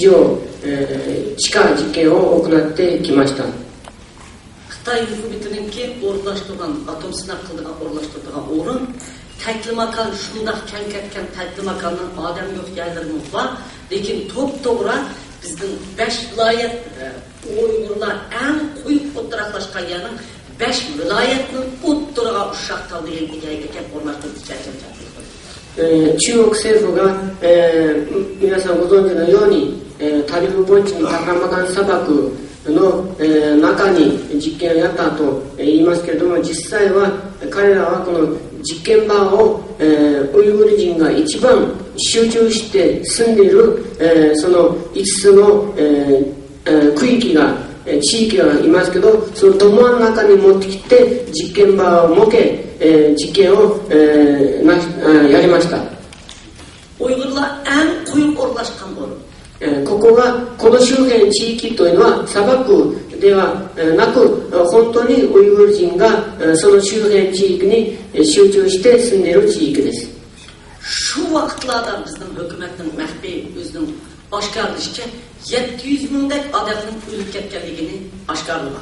その時、中国のその内部の秘密文書で、これらの実験によって約70万人の人々がさまざまなその放射能の影響で死んだことが内部文書で公開されていました。Lekin uni oshkorlaganlarni yolg'on gap qildi, maxfiyatlikni boshqaladi deb turib gapirib, bu gapni begisitdi. しかし中国政府はそういうこういう問題を公表したそういう国の役員を国家秘密を明らかにしてしまったと、国家秘密を漏洩してしまったと彼らは投獄し、この問題を抹殺しました。 Shu atrofdagi Uyg'urlar hozir birinchi oldi bilan rak kasalga giribdor bo'lib, rak kasalning yosh nisbati 36 yoshga tushib ketdi. そのこの核実験によって、その周辺のウイグル人たちの間で、がんという病気が蔓延し、それと同時に、その発がんするそういう年齢というのは、若い年齢層まで、発生しています。ウイグルxalqi nihoyatda bir egiz groy qilgan bir xalq deb. もともとウイグル人というのは背の高く骨の大きい、そういうがっしりした体格の民族です。 Boy kichiklab ketish. Keyingi Uyg'urlarning hozirgi qarasanlar boylari kichiklab ketdi. 今のウイグル人を見ると、みんな背の低い、骨の弱い、そういう、民族に、なりつつあります。 İnsan anlap bakmagan her xil kasallarga giribdor bo'lib, ko'zlari jirtab, ko'zlari tortib saklashib ketdi. 逆にウイグル人は全く、名前のわからない、わけのわからないそういうさまざまな病気を患い、例えば目が見えないとか、口が腫れているとか、顔が歪んでいるとか、そういう醜い、顔の民族に、なっています。 そしてさまざまなそういう、身体障害者が増えています。 Uşularning og'irganlarning salomatligini davolash kafolatligini hukumat egakinmaydi. 最もひどいことというのは、こういう病気を患った人たちに対するそういう医療体制が全くないということです。 Asli xalqaro buni aralashib, bu masalani hal qilish kerak edi. Hozirgacha bizning xalqimiz hamma yerda deyapti, ammo shunday qilyapmiz. 本来なら国際社会というのはこういう問題にもっと早い段階で関わり、この問題を解決しなければならないですけれども、今は皆様ご存知のように何も起きていないです。 Xitoy hukumati hech qanday yerda bir Uyg'urlarni portlatgan bir paktni hozirgacha dunyoga ochib berolmadi. 中国政府は今までいかなるそういうウイグル人がそういう暴力的なことをやったという証拠、爆発をやったという証拠を持ち出していないです。 Uyg'urlar terrorist deyapti. ウイグル人、それにもかかわらず、ウイグル人がテロリストだと、宣伝しています。 Xalqaro Xitoy hukumatining bu terrorizm harakatini sudga tortsa tazmuvofiq bo'ladi. 実は中国政府はこれだけ核実験をやってあれだけの人数を殺したということは、本来なら中国政府、中国国家自体がテロリストだし犯罪国家です。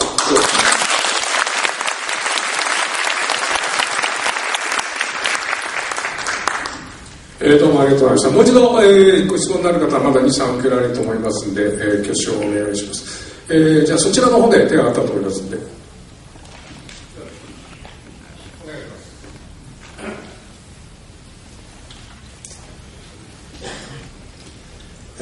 実行委員の一人の茂木と申します。ラビア・カーディルさんのお話を伺いまして、改めて中国のですね、許しがたい、犯罪行為というか暴力を知りまして、怒りを抑えきれない、気持ちです。それでですね、本当にこんなことを許すわけにいかない。そうするとですね、これは直接行動もやろうという気持ちになるのが人間の人情ですが、非暴力でこれに戦おうというふうにおっしゃってます。そうすると非暴力ということになると、これは情報宣伝活動ですね。これが一番の中心になるはずです。で、先ほど来のいろんなことですね、そういったことを全世界の人にですね、例えば世界ウイグル新聞っていうのを出して伝えるとかですね、そういうことが必要で、またそれをですね、この各地の世界各国の仲間とですね、そういうことを協力し合ってやっていくと、そういうことが必要じゃないかと思うんですが、あるいはすでに行っているのかもしれませんけれど、その辺について一つお聞かせください。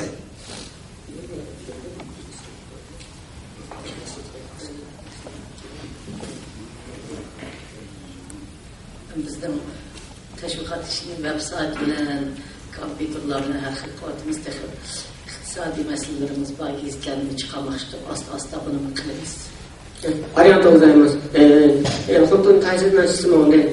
実は私たちは本当に非暴力を訴えています。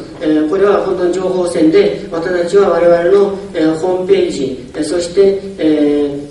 そういういろんな声明の発表とか、それから、新聞もある程度発行しています。これから本当に資金の問題もありますので、そういう問題も含めてもっともっとこの問題に力を入れてまいりたいと存じております。ぜひ我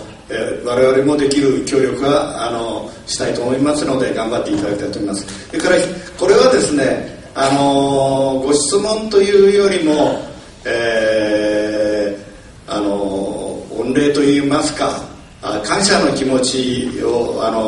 なんですけれど、カーディルさんはじめ、ウイグルの120人の方が、靖国神社に参拝してくださったと。これはですね、画期的なことで大きな意味のあることだと私は思っております。大変感謝しております。と言いますのは、これはですね、我々がただありがたいというだけではなくて、何ですか、日本の今の、閣僚は一人もですね、靖国神社に参拝しないと、こういう体たらくです。こういう状況に対してですね、大きな覚醒になって、くれるんではないかという意味もあります。して、大変感謝しております。ありがとうございました。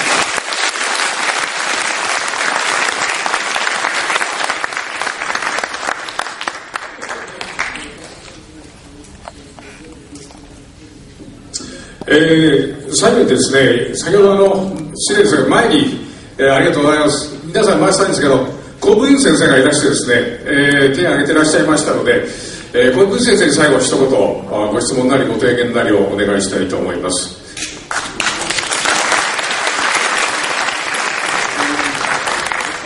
皆様から非常に貴重な時間をいただいて、質問でもあり、そして提言でもあります。ですね、私ずっとですね、この50年近くこの日本に対して大きな疑問を一ついただいているのずっとね抱いているんだけども、どういうことかと言いますとね、今日本の方では平和友好という言葉がそれに文化人の中の非常に主流的な価値であり、そういう主流の思想もなっておりますが、で先ほどですね、ダビア議長から話を聞きながら、で同感のところはものすごく多いんですね。で私抱いている疑問というのはどういう疑問かと言いますと、果たしてですね、中国と平和友好は果たしていいかどうかと。で大体私が新聞とテレビを見る場合はね、ちょっとこう違う見方してるんですよ。例えば事件があった場合はこれは心配ないと。要するに一番心配しているのは事件の後は一番心配なんですね。それは私の一般的な見方だけれども、事件の後がこれね、台湾の経験にもよりますが、実はですね、さっきダリア議長が言ってる中国人による虐殺というのはね、台湾の経験も同じ経験が、全く同じ経験が何回も繰り返してきたんですね。で、ちょうど皆さんおっしゃったように228の事件は私が小学校4年生の頃だったんですね。で、あの時からずっとでですね、いろんな経験で、大体台湾の場合はね、平和というのはタブなんですよね。だからその前の選挙の場合は馬英九が平和協定の話したらみんな反対された。なぜ反対されたかと言いますとね、多分この件に関しては平和さんが一番詳しいんじゃないかと思うんだけど、中国と平和協定した後でクリマで取られたと、というような危険だから、一番安全なのはね、日本にとって一番安全なのは平和友好ではなくて、友好という例というのはね、毛沢東と林彪の一番最も親密なる親友と友好が皆さんご承知のように、だから中国との平和と友好というのは一番危ないと。だから天下の台湾は一番安全じゃないと、私そういうふうに思います。で、確認したいのは、まず桜井義子先生と会場の日本の皆様が、なぜですね喧嘩するときは一番安全だと、平和友好とずっと付き合ったら危ないぞというようなことを私で皆様に喚起したいと。で、わざわざですねパラドックスとかあるいはアンチテーゼを取り上げるつもりはないんだけども、やっぱりそれは非常に大事なことでぜひ確認したいと。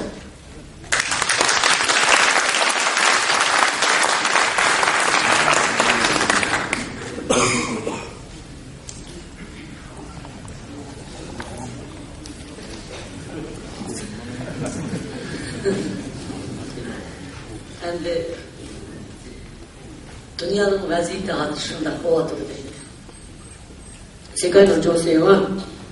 やっぱり平和友好です。私から見るとこれはなんか逆平行みたいな感じです。Zoravan devletler tinchlik bilan ish qilmay xalqni bostirsa, buningki haqliq bo'ladi. そういう暴力的な国家が平和友好というものを尻にしといて、暴力をそういう、平和友好を主張する人たちに加えた時には世界は何も言わず黙っています。今度こういう弾圧された側が逆に平和友好を主張しています。逆にそういう独裁国家、暴力国家がこれを逆利用しています。Lekin buningmi bu tinchlik bilan hal qilishning savarchanlik bilan hal qilishning soati keldi ekan. もう皆さんは信じてください。こういう暴力というものを平和友好で解決するそういう日もう必ずやってきます。それを信じましょう。私はインドのガンジーを思い出すとダライラマ法王が必ず勝利すると確信を持っています。Bizning tinchlik va demokratiya kishilik huquq degan bu shuarimiz 私たちの平和、民主主義、自由、という我々のこのスローガンというのはXitoy xalqining mingisini uyg'otib hozir Xitoyning ichini taratib qo'ydi. 今も中国人を起こし、それから中国国内でそういう大きな揺れを起こそうとしています。Rossiyani Amerika tinchlik bilan parchaladi. 旧ソ連をアメリカ、西側が平和的にこれを変化を導き出しています。Bizning qarindoshlarimiz Qozog'iston, Qirg'iziston, O'zbekiston, butun Tatariston degan hammasi degandek mustaqil bo'lib ketdi. 私たちの兄弟でございます。このカザック、キルギス、ウズベク、タジタタというこの人たちはもうすでに自由と民主主義、独立を手に入れています。İnşallah bu şu tanıştık bilen biz şu galbi erişeriz. 創造主のアッラーが我々に必ずそういう自由の日がやってくることを保証してくれると私は確信しております。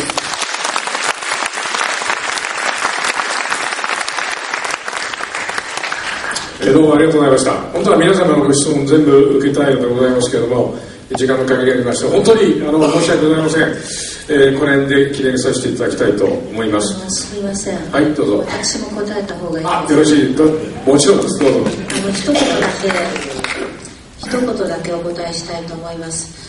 人類の希望と理想としての平和と自由というものを目指しながらも、日本国家としてはきちんとした力を持たなければならないと。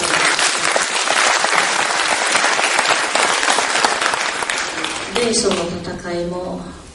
もちろん一発の銃を撃つことなく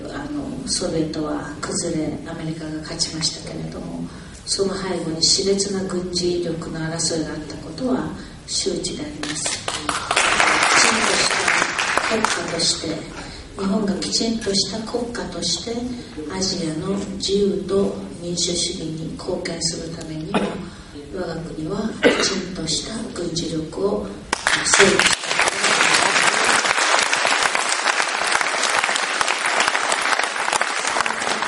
そのための憲法改正や法整備をしなさいと高福竜先生がおっしゃったのだと思います。そのことはきちんと私ども心に刻んでおりますのでご安心いただければと思います。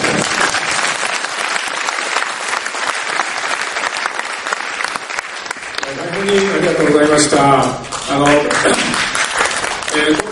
こでですね、ご挨拶はあと最後に2人させていただこうと思うんですが、まずイリハム・マハムティさん、日本にいらっしゃる、ウイグル人の方ですが、世界ウイグル会議の副議長であるイリハム・マハムティさんから皆様へ御礼ということで、ご挨拶があるそうでございますので、マイクをお出しいたします。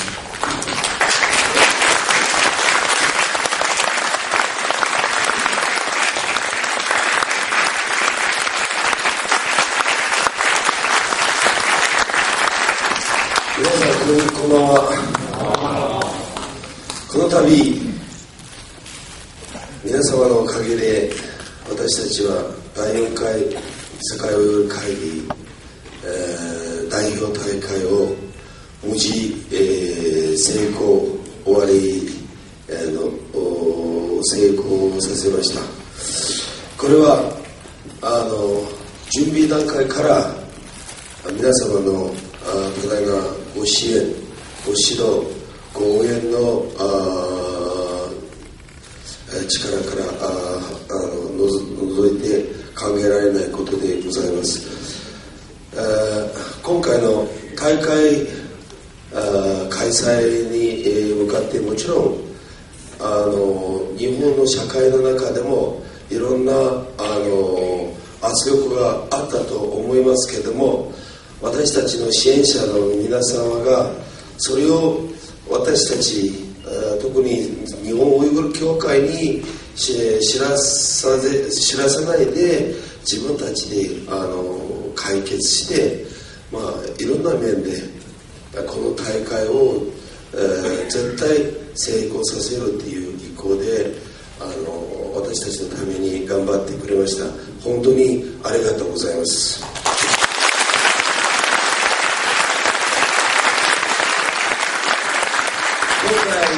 来日した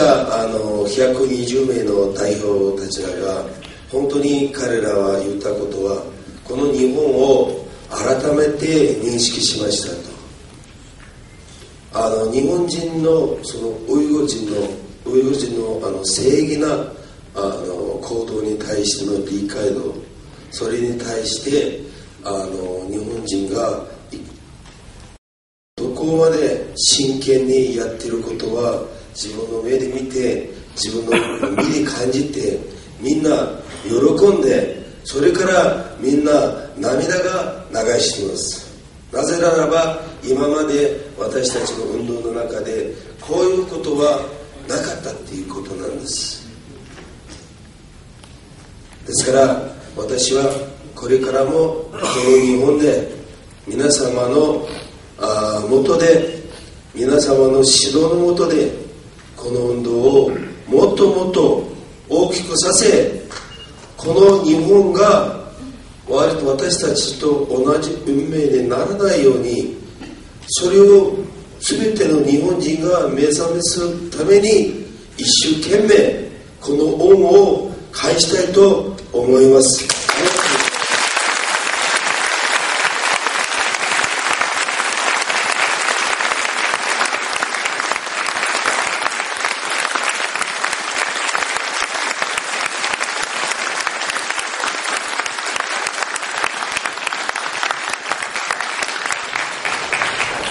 イリアムさんは今回の世界ウイグル会議、日本で開催するのは、最も中心的に、努力された方の一人であるというふうに聞いております。最後の桜井よし子先生の言葉で、我々がやるべき言葉というのがですね、非常にはっきりしたというふうに、思います。何が問題であるか、何をしなければならないかということを最後に桜井先生が総括されていただいたように、思います。最後のご挨拶になりますけれども、今回の世界ウイグル会議を応援する日本人の会代表、そして、呉竹会アジアフォーラムの会長であります遠山沖助先生にご挨拶していただいて、同時に、ラビア・カデルさんに記念品の贈呈をしていただきたいと思いますので、遠山先生、ご挨拶をよろしくお願いいたします。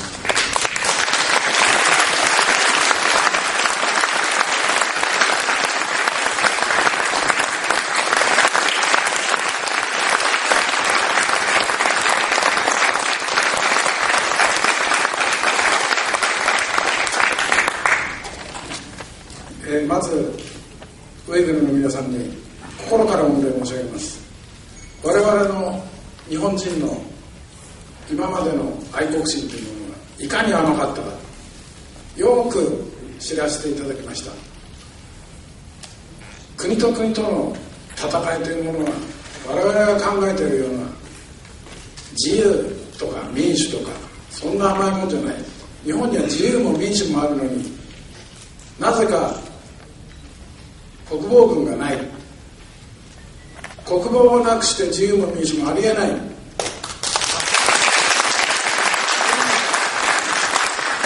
本は何でしょうか。貸しビル屋じゃあるまいし、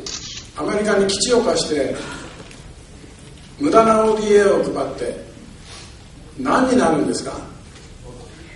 あっという間に中国にひっくり返されます。みんな今日おいでの方々にはそこのところを本当に理解をしていただいて、私は申し上げたいのは、私の祖父が中国革命を援助した、ある程度のお年の方々はお分かりかと思います。それが何だったんでしょうか。清国を倒しました。しかし連祖要教に持っていかれた。日本はまず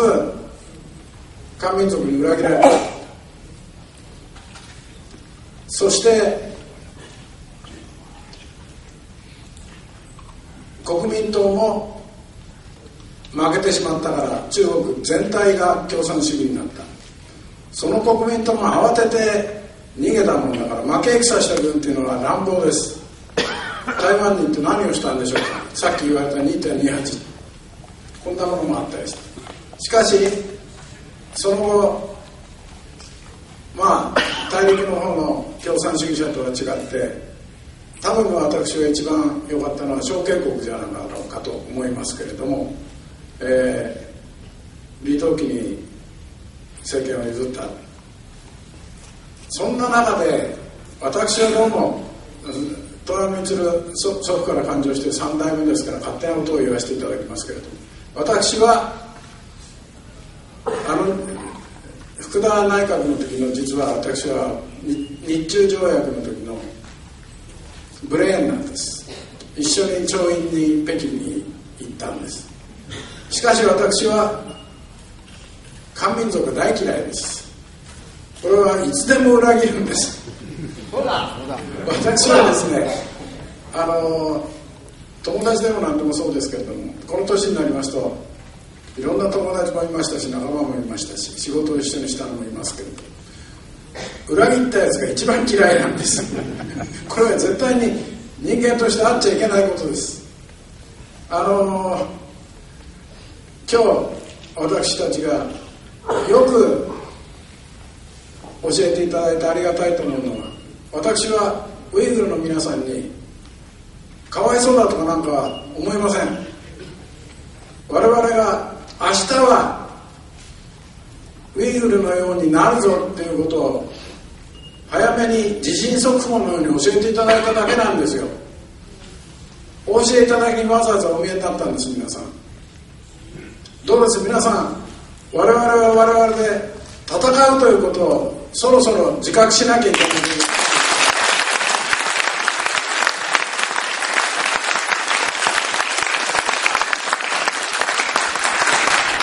それについて私は先ほど尖閣にご寄付をウイグルの方からいただいたときに、お前らもう後ろはないんだぞって言われた。お前らが頑張んなきゃ尖閣を取りに来るんじゃないんだぞ、日本を取りに来るんだぞ、日本を取りにしたら日本の若い女はみんな売り飛ばされるんだぞ、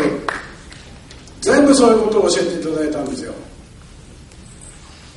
日本がうかうかとですね、多少科学の知識があるとかいい自動車を作れるとかいう時代はいつまでも甘えてられない。そんなこといよいよ我々が今日お集まりの皆さん、心からそこのところを理解していただかないと日本の明日はない、必ずない。この間の戦争でなんで日本は負けたんでしょうか。日本人が全員だらしがなかったからです。日本人が迂闊だったからです。なんか世界の一等国のような気がしてたから戦争に負けたんですよ。今の日本人はどうでしょうか。一等国だと思って思い上がってませんか皆さん。だけど日本人が思い上がってるうちに着々と中国は何してるんでしょう。もうちょっと自国のことを、日本民族のことを真剣に考えていかないと手遅れになります。その手遅れになるぞということをわざわざ遠くから皆さんにお教えいただいたんです。今日ウイグルの方がかわいそうだとかなんとかっていうのは不損です。お教えいただきに行っ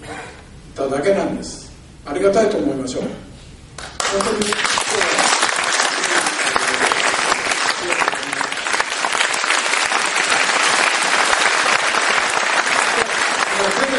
右の手をよろしくお願いいたします。それからもうちょっと一つ。どうぞ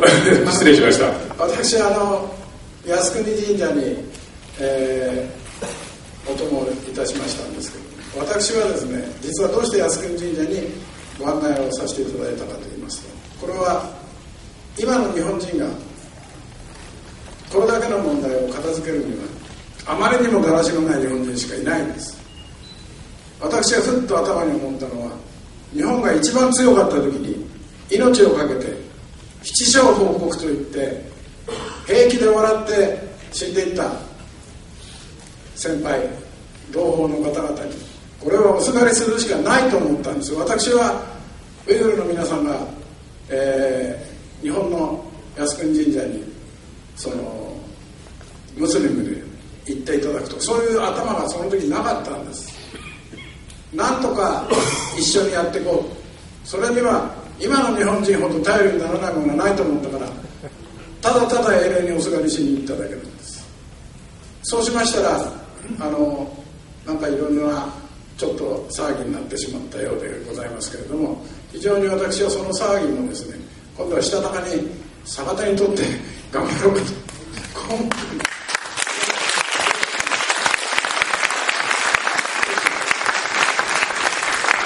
どうもありがとうございました。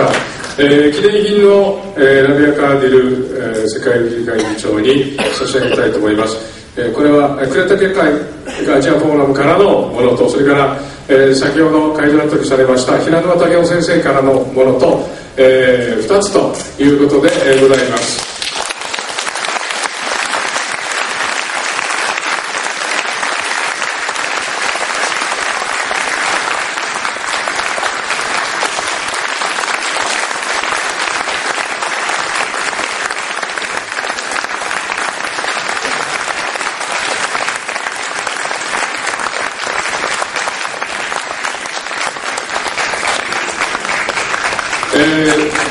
一応これでご挨拶は終わりでございますけれども、最後にですね、このまま終わったのであなたの縛りはございませんので、日本民族とウイグル民族の永久のですね友情、これを記念して万歳三唱を皆さんいたしませんか。立っていただいて、温度は小山先生に取っていただこうと思いますので、マイクを一つ前に掲げて、マイクよろしいですか。君マイクを前に持って、ください。はい、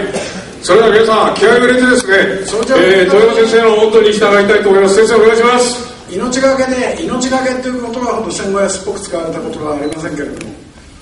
命がけで、日本民族とウイグル民族の友好を誓って友好、それから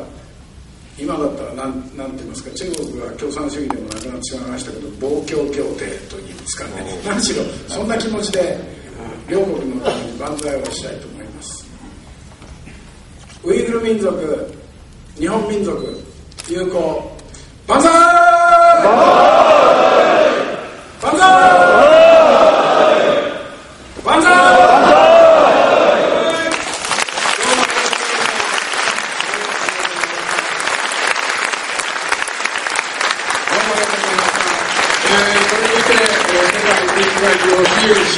中国と戦うシンポジウムを終わらせていただきます。長丁場2時間半に及びましたけれども、皆さんのご協力、これから感謝いたします。大変祈りの思いもなっております。ちなみに本日入場者約400人を数えましてですね、大成功になったと思います。ありがとうございました。